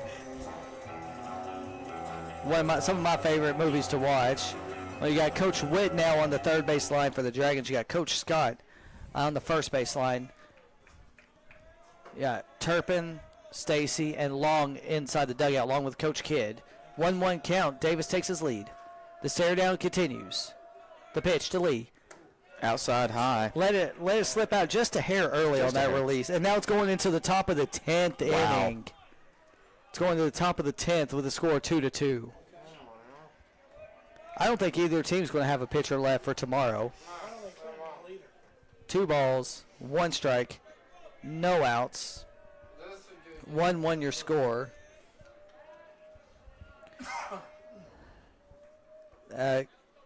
Your catcher said, I think he was trying to say he couldn't get the signals. He was trying to, but he couldn't see because he was doing like this to his dugout. So we've actually just gotten this. It's a like a microphone. Earpiece. So he's saying he can't hear. He can't hear it. We had that going on most of the season, but for some reason I think the earpiece kept stopping on us too. Pickoff move not in time. Davis gets back. Davis is actually very quick on his feet. He's one that he played in the first game against you all, but did not play in the second game due to just some different circumstances that happened that wouldn't let him play in the second game. Yeah. Won't kind of say what it is, but we all know what it was. Yeah. 2 balls, 1 strike, no outs. Takes his lead, extends it a little bit. Pitch to Lee, popped it up and fouled. That one might actually hit one of the cars back behind us. Might hit one of the cop cars. It could hit the cop car, could hit the gates, the ticket holders, could hit some of the people on that hill. We were set up on the hill this time last year for the district game because the district games were at the end of the season. So we were set up on the hill calling the games last year, and I almost got hit by one. 2 balls, 2 strikes. Davis at first, Lee at the plate, Langford still on the mound. The stare down continues. Time not granted. But ball 3 called. Ball 3 in the dirt. Foul blocks it up. And that was good. Garrett Lee did call a little bit late, and it's up to the home plate umpire's discretion whether he wants to grant it or not. For sure. And Garrett did the right thing getting back into the motion of it instead of just stepping out. 3 balls, 2 strikes, no outs. Will he be moving at first? We don't know yet. Davis on the move. No. Check swing. They're going to ask him, did he go? No. They're going to give it. They're going to check with him. No, they gave him ball 4, so it is a walk. Now you got 2 on and no outs. Jackson Webb up to bat, and you got no outs over in the top of the 10th over at Gibbs. Not sure. They're going to let Jackson Webb waiting to see what he's being told to do by Coach Stacy. 2 on, no outs, 1-1 your score. Jackson Webb, a base hit might be dangerous in this situation. Might be. After he went 4 for 5 in the first game tonight. This is the 13th inning the Dragons have played today. Here's the pitch.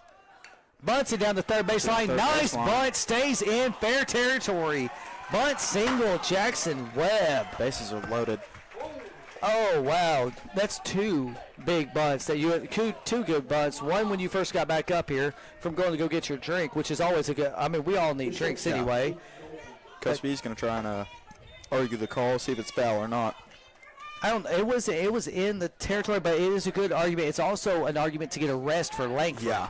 So it's a strategic, unless he's saying that somehow there was interference, but I don't see where the interference would have been. Maybe. But if it is, it is. I'm not going to argue either direction, but it is a rest for Langford, and that's really what the argument is. Yeah, that's smart. Safe. Well, you knew that was probably going to happen, Yes, but I'm going to give sure. Coach B a lot of credit. You got to get Luke a little bit of a breather here. For sure. He's rattled right now, but that breather might be what he needs to get 3 up and 3 down. Speaking of that, you got 1 out now and a 2-strike count in the top of the 10th. Union County still 2-2 with nobody on. Here comes the pitch. No outs. Outside. Pitch out. Back at first. He's in time, though. Yeah, he saw it just back in time. Morgan just a little bit late on that slide. If Morgan would have been standing on first, that would have been out, but he was leaned in expecting a bunt from Aiden Golden. So that was I like that move, though. Yes. You got a runner at first. It's a smart move, for sure.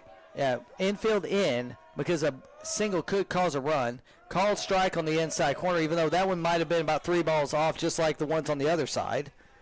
1-1 count. No outs, bases jammed, full of Dragons. Once again, Matt Hagen, Anthony Hinkle. Hunter Brummett up here in the press box on the hill. Here's the pitch. Swung on and missed in the dirt for strike 2. Davis not happy with that swing. No. I'm not sure what he was looking at. I think he got him. I think Langford got him with a breaking ball again. I think so. Langford starting to now inch his way closer to that number on the pitches. 1 ball, 2 strikes. The pitch. Fouled back. Off. That's what you were calling by the 2-strike approach. Just as someone said, choke and poke. Up and No balls, or no, 1 ball, 2 strikes, no outs, and there's 2 outs in the top of the 10th inning with no one on at Gibbs. Still like the music being played up here. we always have good music up here, man. Freshman up to bat, sophomore, and 2 seniors on the base paths. Here's the pitch. It's another senior, actually, not going to go for it, though. Smart. I like that play. Nice job, Ty Murphy. Nice cover by Luke Langford on that one. Ty Wilson, thank you. I knew Ty Murphy's someone I went to high school with. That's where the name came in. But no, nice. Got to give him credit. That was a perfect slide. Who is that over on third? Is that AJ? AJ? Oh, no, I'm talking about for I'm trying to figure out who that is for us. I can't tell. He doesn't have the speed, I don't think. Here's the pitch. Swung on and missed for strike 3. That little stop he did right there really helped that guy. Isaiah Slavin coming up to bat. You've got Dallas Beats over there. Dallas Beats, actually. No, that's number. Is that number 8? That is number 8. I'm trying to remember who. That's There's no bunt, but it's gonna be a ball. That is actually Garrett Davis at third. Garrett Lee at second. And then Jackson Webb at first. There we go. Because Dallas Beats is 2 batters after Isaiah Slavin. Bases loaded, 1 out, 1-0 count.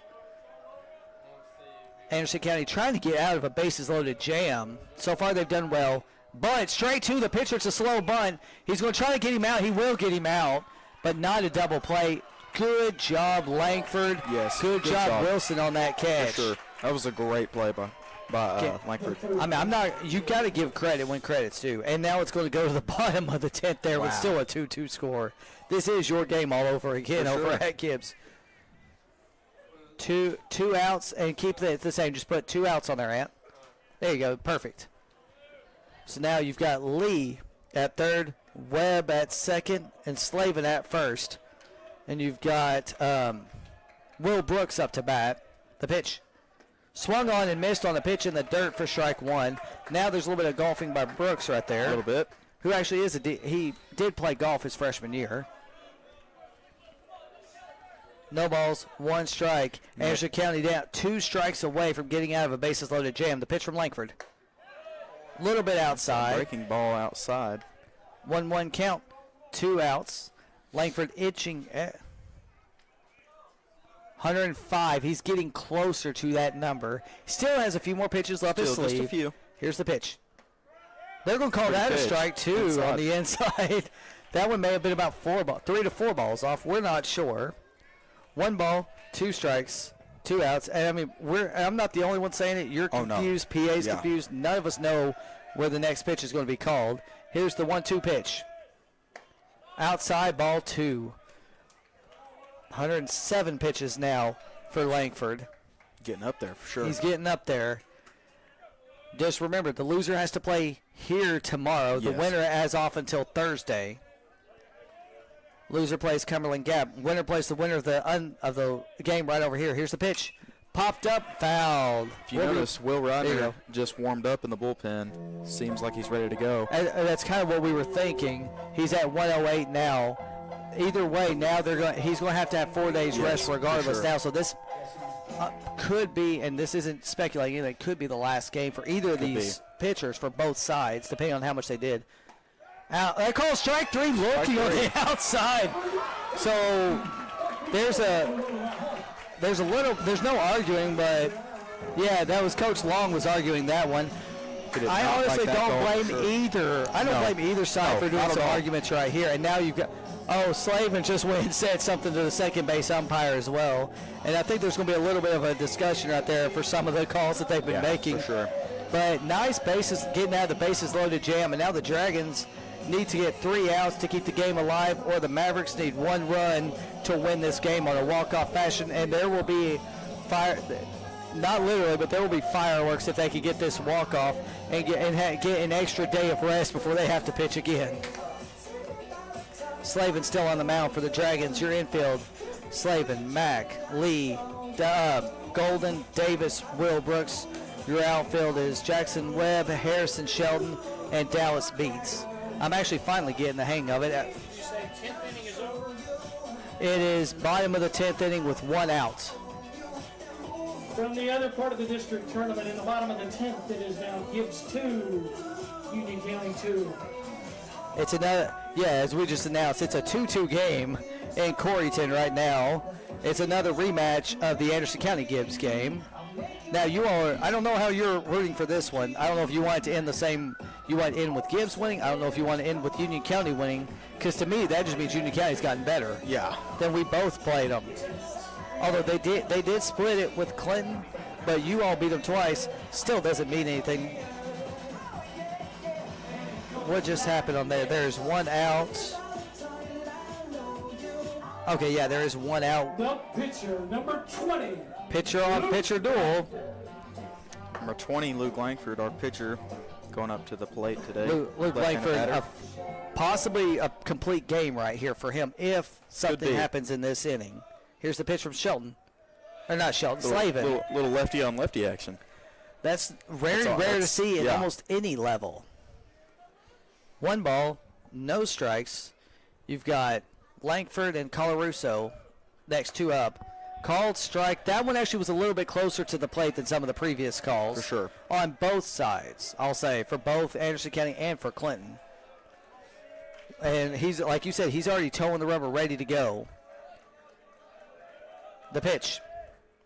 Check swing. I don't think he went on that one. They're going to ask for an appeal. He did. I don't think he did either. He's asking for the appeal. There's the appeal, and no, he didn't. I didn't think he went either, but I agree. They're asking for more baseballs. That's what he's asking. Okay. I wondered why he was walking over there. I didn't think anything was being said that should be said right now. So, yeah, that is a smart move. But, yeah, I didn't think he went either on that one. But it's good to appeal it anyway just to get verification. Some of those we've seen, they have gone, they didn't call it. But that one, I think he only went maybe a quarter of the way. Oh, yeah. I believe it's as long as the barrel doesn't cross the hands. Right. That actually does sound right. Here's the 2-1 pitch. They called that a strike on the outside corner as well. 2 balls, 2 strikes, no outs. Bottom of the 7th inning. I'm not going to ask if this one's going to go to extras yet because we're still watching the other game in the bottom of the 10th. True. Here comes the pitch. Strike 3 looking. Oh, wow. This strike zone's getting wider. And yes, I am part of Dragon Vision, but I want a good call game on both sides. Sure. And now we got A.J. Colarusso, the truck of Anderson County, the big truck of Anderson County, coming up to bat, see if he can get on base for the first time. Crossed him up on that cut, but it was a very good cut, Yes. but it was also an inside pitch. But he also, like you said, crowds whatever's left of that batter's box, or just the dirt mound that's at home plate. Here's the pitch. He swung on and chased that one for strike 2. I hate saying it, but Slavin's trying to make him look silly right here, and it's working as of right now. Maybe I just jinxed it and gave Colarusso some luck on this next one. hopefully. Here comes the 2-2, or the I thought that was the 0-2 pitch. Looks like he was going to go for it. I guess AJ was smart enough to back out because he knows how fast Slavin's coming with these pitches. The 0-2 pitch coming from Slavin. Swung on and missed. Strikeout number 2 of the inning for Isaiah Slavin. Now Anderson County down to their last strike before the E word that we're going to say if it happens. And at the bottom of the 10th inning, now there's 2 outs at Gibbs. Wow. Who's up to bat? We got number 14, our left fielder, Trey Rowe. In the senior class this year. The 9 hitter, so he is the bottom of the lineup before Reese Wilkerson. Reese And we know Reese has the power to, if he gets on, there's a chance it's over when Reese comes up. There, now he pitches one a little bit high and outside. He had been on the last 6 pitches. We got Anthony Hinkle behind us watching this one. He's really invested. Brandon over there. They say called strike 1. I didn't see where that pitch went because I was looking over there. It was a little high or little outside. But about where he's probably been calling it. Here's the 1-1 pitch. Swung on and missed for strike 2. Mavericks down to their last strike before the E word starts, and we'll mention it if this out happens. Here's the 1-2 pitch. Oh, he wanted to swing at that one, but he held it back. Smart move right there by Rowe, not chasing that one. 2-2 pitch, Slavin on the mound. Inside and low. Now it's a full count. Slavin's falling behind after being ahead 1-2. And now you got the potential winning run at first for Gibbs. Here's the pitch. Swung on and missed for strike 3. Slavin strikes out the side, and we are going to extra innings here on the hill. We'll be right back. Actually, no, we're going to stay here, and we're going to watch the Union County Gibbs game. It's the bottom of the 10th with a runner on first. 2 outs at Gibbs. And it's actually now the end of the 10th, so we are going to take a break. Wow. On a deep fly out to right field. We're going to take a break. You are watching Anderson County Schools Baseball on Dragon Vision.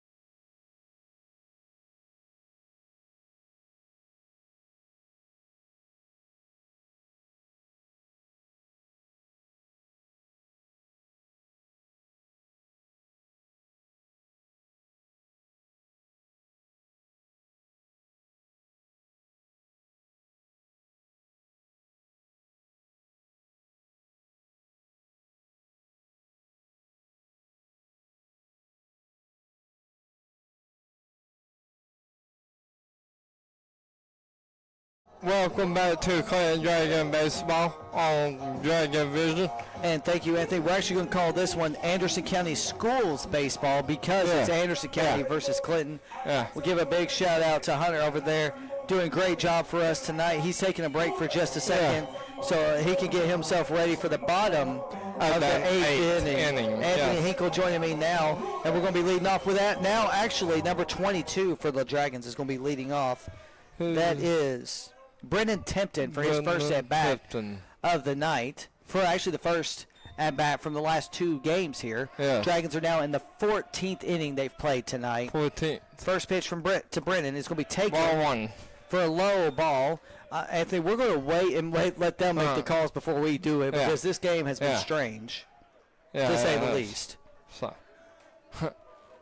Here comes the 1-0 pitch to Tipton. That one he's going to take for a strike. That one was a strike. Yeah, it was. Number 22, Brennan Tipton. So, also want to say it's going to the 11th inning between Union and Gibbs. Here's the pitch. Low, gets away, not quite. Nice stop by Ty Wilson right there. 2 balls, 1 strike, no outs. No Leadoff outs. batter is Brennan Tipton, and you will have Harrison Shelton on deck. So this is the 9-1-2 batters due up for the Dragons. Pitch to Tipton. Outside ball 3. We're waiting to see.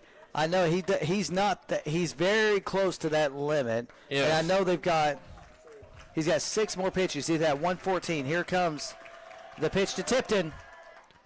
Called strike on the inside Strike corner. 2. I'll agree with that one because he's been calling that same pitch. Yeah, yes. That one actually was closer to the plate than some of them that he's called. Yeah.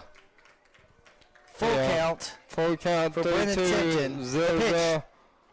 Foul back to keep the inning alive. Still Off the 3-2. backstop. And actually, Morgan Clark is going to get that foul ball off the backstop. Still 3-2 count. No outs. Got leadoff batter. 1-1. We got leadoff batter Tipton with Harrison Shelton on deck and Jace Mack in the hole. 9-1-2 batters due up in this inning. Yes. Here comes the payoff pitch to Tipton. Outside, ball 4 gets Ball away. 4. No harm, no foul. So now you got a runner at first. But the go-ahead run at first for the Clinton Dragons is now they will do a time because they are going to change pitchers. They almost don't have a choice. He was down by pitch 117 right there. So there's going to be, and we're also going to have a courtesy runner, Dallas Beats. Dallas Beats. It's going to come out for Brennan Tipton. Yeah. We're going to stay here, though, and keep talking about the Union County Gibbs game. Yeah. No outs, top of the 11th inning, tied at 2. Union County is up to bat. I know all the Anderson County Mavericks here are paying attention to this game. Are going to follow. 3-2. Home run. Union County takes the lead 3-2 in the top of the 3-2. 11th. Ty Eads with a home run. Ty Eads. Home run, top of the 11th. Home run. 3-2. Home run. 32. Wow, 3-2 in the top of the 11th inning. I know you're happy after the way it happened to you all. You just want. I hope they win. I like the little mean mugging in the window right there. You're just trying to give him some momentum. Yeah. So 3-2 is your score. Ty Eads, the leadoff batter in the top of the 11th, took it yard at left center field. Yeah. Oh, wow. If Gibbs loses this game, this will only be their 3rd loss this season. I know. Once to the Mavericks, once to Union County, and once to the Kings Academy. And then they also have a tie against Oak Ridge in a rainout game. It was 2-2. They lost to TKA 10-5, and they lost to UL 6-4, I believe it was. Yeah. Because Strickland hit that home run on a line drive, if I remember what they were saying.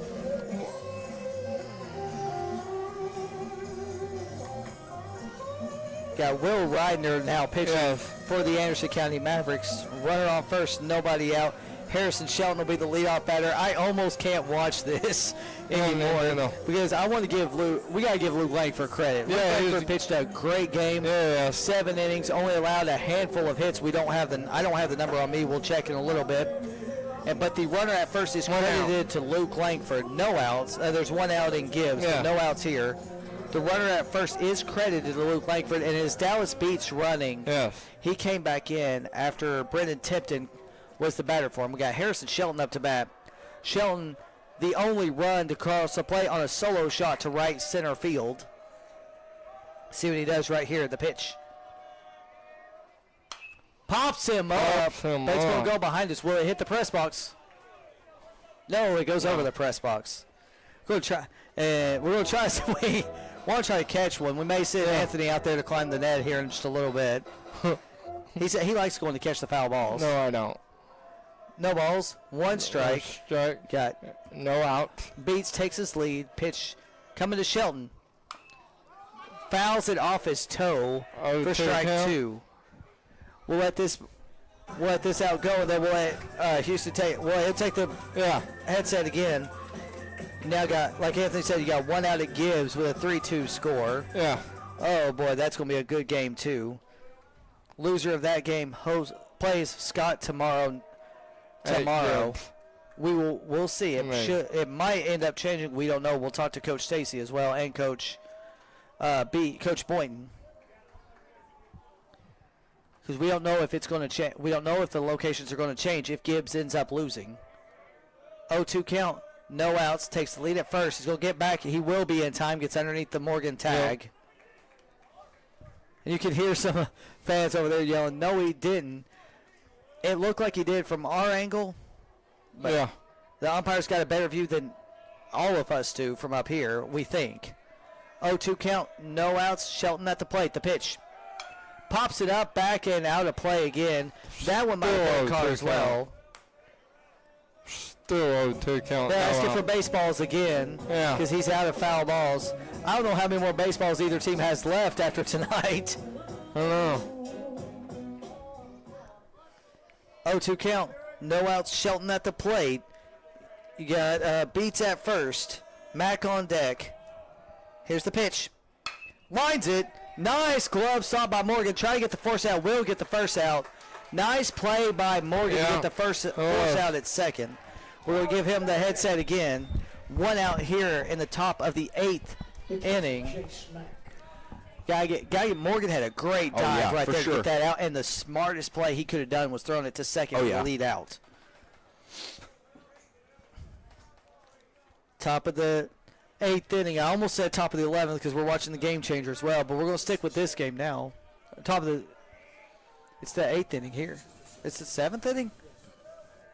Yep.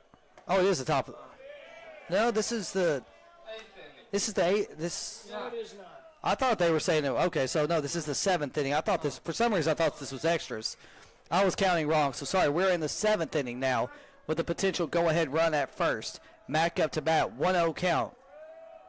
The pitch. Pokes it, foul. And barehanded caught by Garrett Davis in the on-deck circle off the fence. It's been a long day for all of us. I was counting 6 out there last time, but we are actually in the 7th inning, so no extras yet.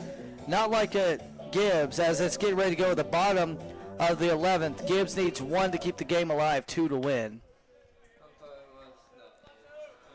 1 ball, 1 strike, 1 out. Runner at first, double play ball will end the inning. Checks the runner, pitch to Mack. Foul tipped and caught for strike 2, sorry.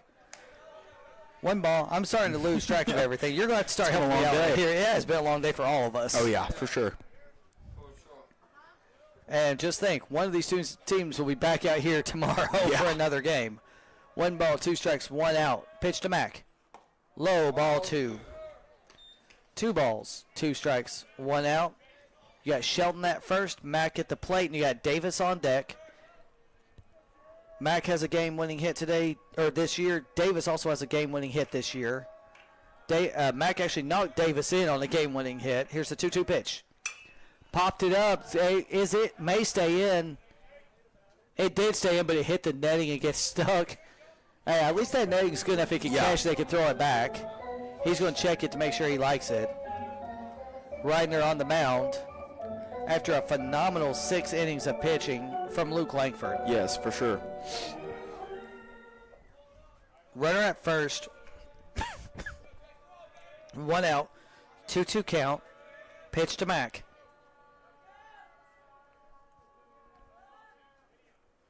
Grounds it up the middle. It's going to be a slow grounder. They will get the force out to make the second out of the inning. Smart move not trying to throw it to first. Yeah, that could have been a bad throw. I mean, maybe. You got to set your feet before you throw it. Hayden Allen going to courtesy run for Jace Mack. And Garrett Davis coming up to bat. The game that they walked him off on, Garrett Davis, it was against Union County actually, hits a leadoff triple and almost got thrown out by the center fielder. They pulled their outfield in, and Mack lined it underneath the first baseman's glove. Wow. Final score of that game was 1-0. Wow. In the bottom of the 7th inning. That was when we won against Union County. 2 outs now with a possible go-ahead run at first. The pitch. Inside. They've been calling that one a strike a few times, so we were waiting. It was a little low, though, for sure. It was, but we don't know how they're going to call it. Yeah. So far, because there are no batter's boxes anymore. No. Garrett Davis up to bat. And you got Hayden Allen at first for the catcher, Jay Smack. We'll give you updates as the outs occur in the bottom of the 11th over at Gibbs. Top of the 7th inning. Allen at first with 2 outs. The pitch. Outside and low, and the umpire shaking his head, telling him you got to get it up a little bit to get that call. Maybe he's finally getting his strike zone situated where he wants it. His curveball likes to break, or maybe it's a slider. I don't really know, but it's a breaking ball for sure. It's got a lot of tail on it. Oh yeah, for sure. 2-0 pitch. Davis at the plate. The pitch. Low and go there. He said again, you have to get it up a little bit higher. It's hitting where he wants it to. Yes. He's just a little low. Yeah, for sure. And then once again, I like that about this. They're at least telling them, okay, do this to get the call. Not telling you we're not going to give you the call, but you have to do this right here. Yeah. The 3-0 pitch, strike right down the middle. No, Davis thought it was ball 4, but we all heard the strike call right here. He had tossed his bat almost to the dugout, getting ready to walk to first base. Gibbs now has a runner on first via error with no outs, down by 1. We're down. Dragons are down to their final out of this inning, and there's ball 4. So now they got 2 on and 2 out, and Garrett Lee, as we've called him before, Garrett the Giant Lee, because if you look at him, he is a big dude for sure. He is a big dude, and now you got Milligan at shortstop and Milligan at the plate. Will's just he's gotta have the confidence and work his pitches up for sure. Will's got the confidence. It's just if he's missing, it's not by much. No, for sure. I would be chasing probably every pitch. We both might be chasing most of these pitches. They're that close. Yes. 2 on, 2 out. Lee at the plate. Allen at second. The pitch. High, ball 1. You got Davis at first. Worked it maybe a little too up. Yeah, I would rather him overcompensate to figure out where he wants it than just barely move it and they say you didn't move it enough. Yeah. And then you got Jackson Webb on deck for the Clinton Dragons. 1-1 your score. 1-0 count. 2 outs. Here's the pitch. That one, they call a strike on the outside corner. There, he finally found the sweet spot that the umpire's been looking for. Which is good. He needs to live there. He does need to live there because Lee, if he gets to the right spot, I don't know if we're ever going to find it. 1-1 count. 2 outs. Runners at first and second. Allen and Davis on the bags. Here's the pitch. Low, ball 2. Gets away, but not enough for anyone to try to advance. Ty Wilson did a great job stopping that right in front of him. Sure. Like you and I have both said all night, 2 of the best catchers probably in the state in this game. For sure. No doubt. 2 balls, 1 strike, 2 outs. A much better game than the first game we saw tonight. Checks the runner at second. The pitch home. Outside ball 3. Back pick attempt. Ooh, that if he would have had that in the right spot, that might have been out number 3. I couldn't tell if that was a pitch out or if it was a pitch out or if it just tailed out a little bit too far. It was one or the other, but that was a great move. Morgan, just threw it in the wrong spot. Had a little bit lower and inside, that probably would have been an out. For sure. 3-1 count, 2 outs. The pitch. Popped it up, going towards right field. It's going back. 1 off the wall. Ryan will score to make it 2-1. Allen on his way home. They're going to wave another runner home. Going to try to get him in. It's going to make it 3-1. The Dragons lead. Allen and Davis come across on a 2-out double. Garrett Lee. Holy cow. But this is not over. No. I want to stress this. This is not over. No. Both of these teams playing a very good game tonight. Sleep is both these teams are going to sleep really well tonight from exhaustion. For sure. Maybe not with the result they want, but they're going to sleep well just from exhaustion. I will be shocked to see Morgan Clark in class tomorrow.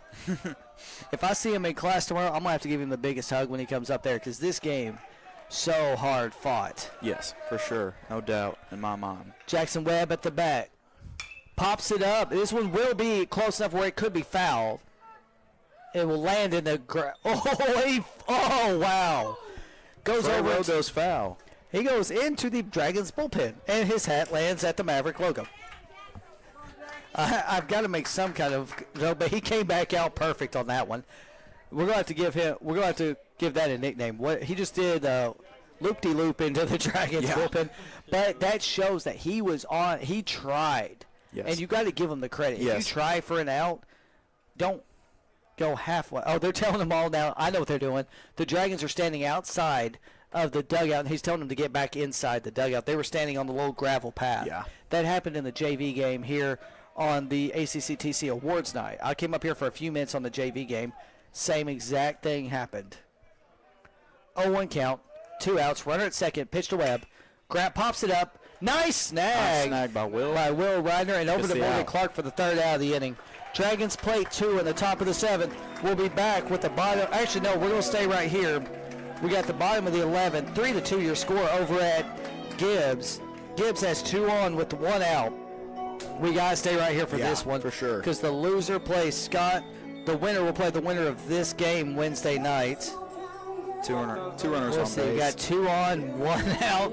Owens at second, Sharp at first, and Price, the pitcher, at the plate. So you got a pitcher-on-pitcher duel over there. We're going through game changers just to give you guys a heads up. First pitch was foul. So that way, if you hear the play-by-play, we don't see it. We're just seeing what they're going to score on here. And both of these, all 4 of these teams in these 2 games are going to sleep well tonight when they get home. Sure. No if they sleep at all. Yeah. Depending on how this game ends, I might see Morgan walking in as a zombie tomorrow. Yeah. You would walk in as a zombie tomorrow. Morgan would. Aiden Bond, Alex Bond would.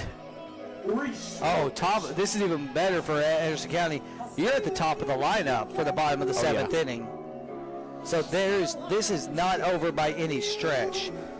Oh, bases loaded now with 1 out as another error. That's 2 on by error.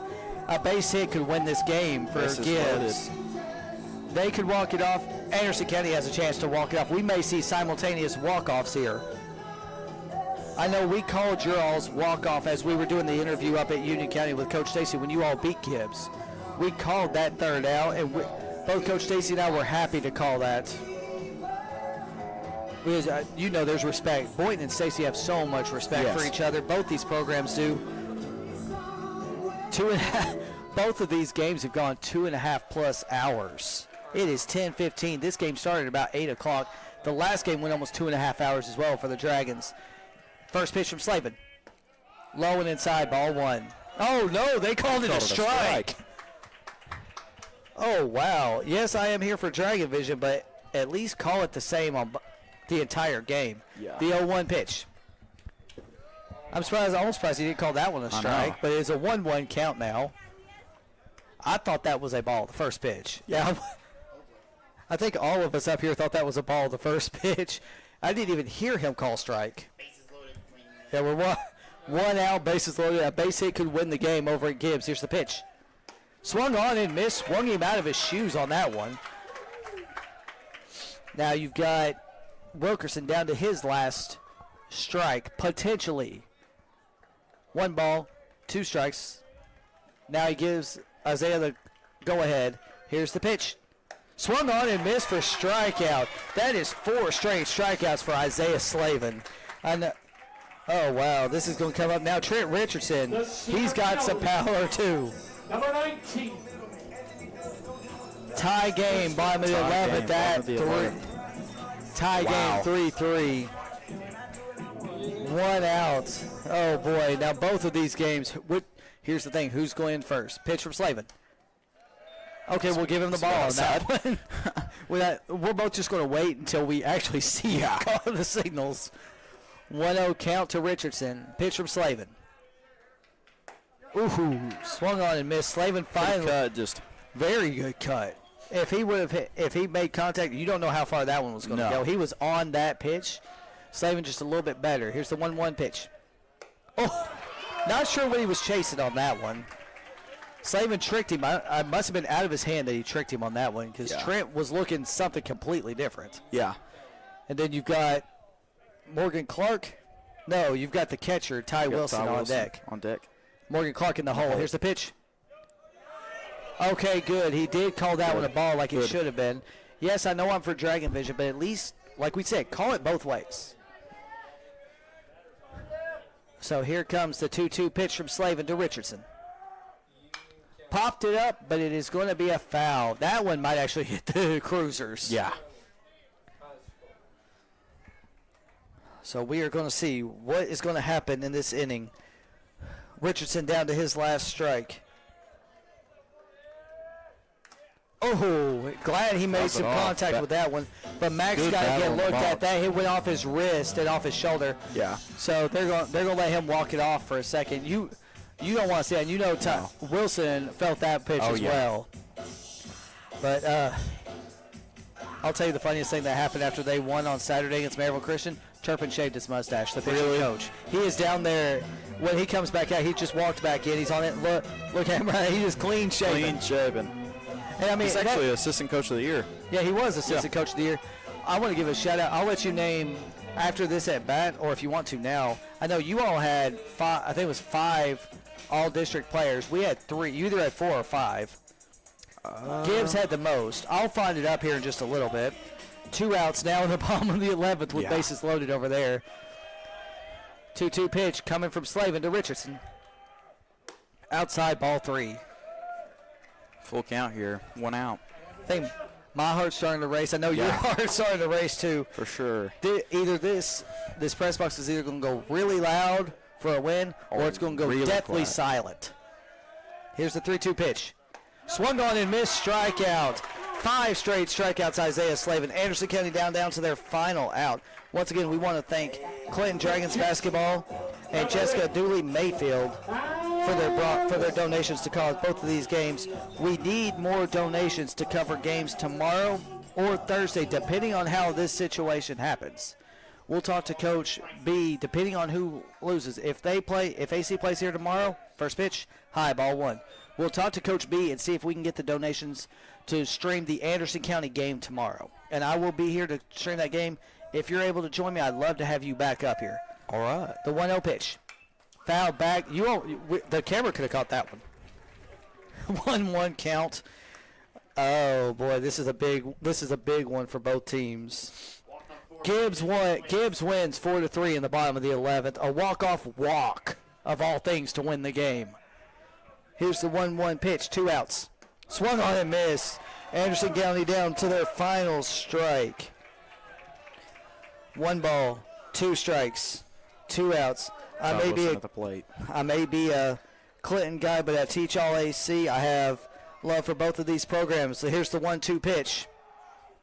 High, ball 2. Little sweet chin music on that one to get him off the plate. But once again, Gibbs wins 4-3 in the bottom of the 11th inning. So Union County will play Scott on tomorrow. Here comes the pitch. Swung on and missed, strike 3. Anderson County falls to the Dragons 3-1. This is one of the best games I've seen in a long time. I know you're not too happy about how the way that ended, but we got to give credit to a great game on both sides. Sure. We're going to take a quick break with your score 3-1. We'll be right back on Anderson County Baseball Vision, Anderson County Schools Baseball on Dragon Vision.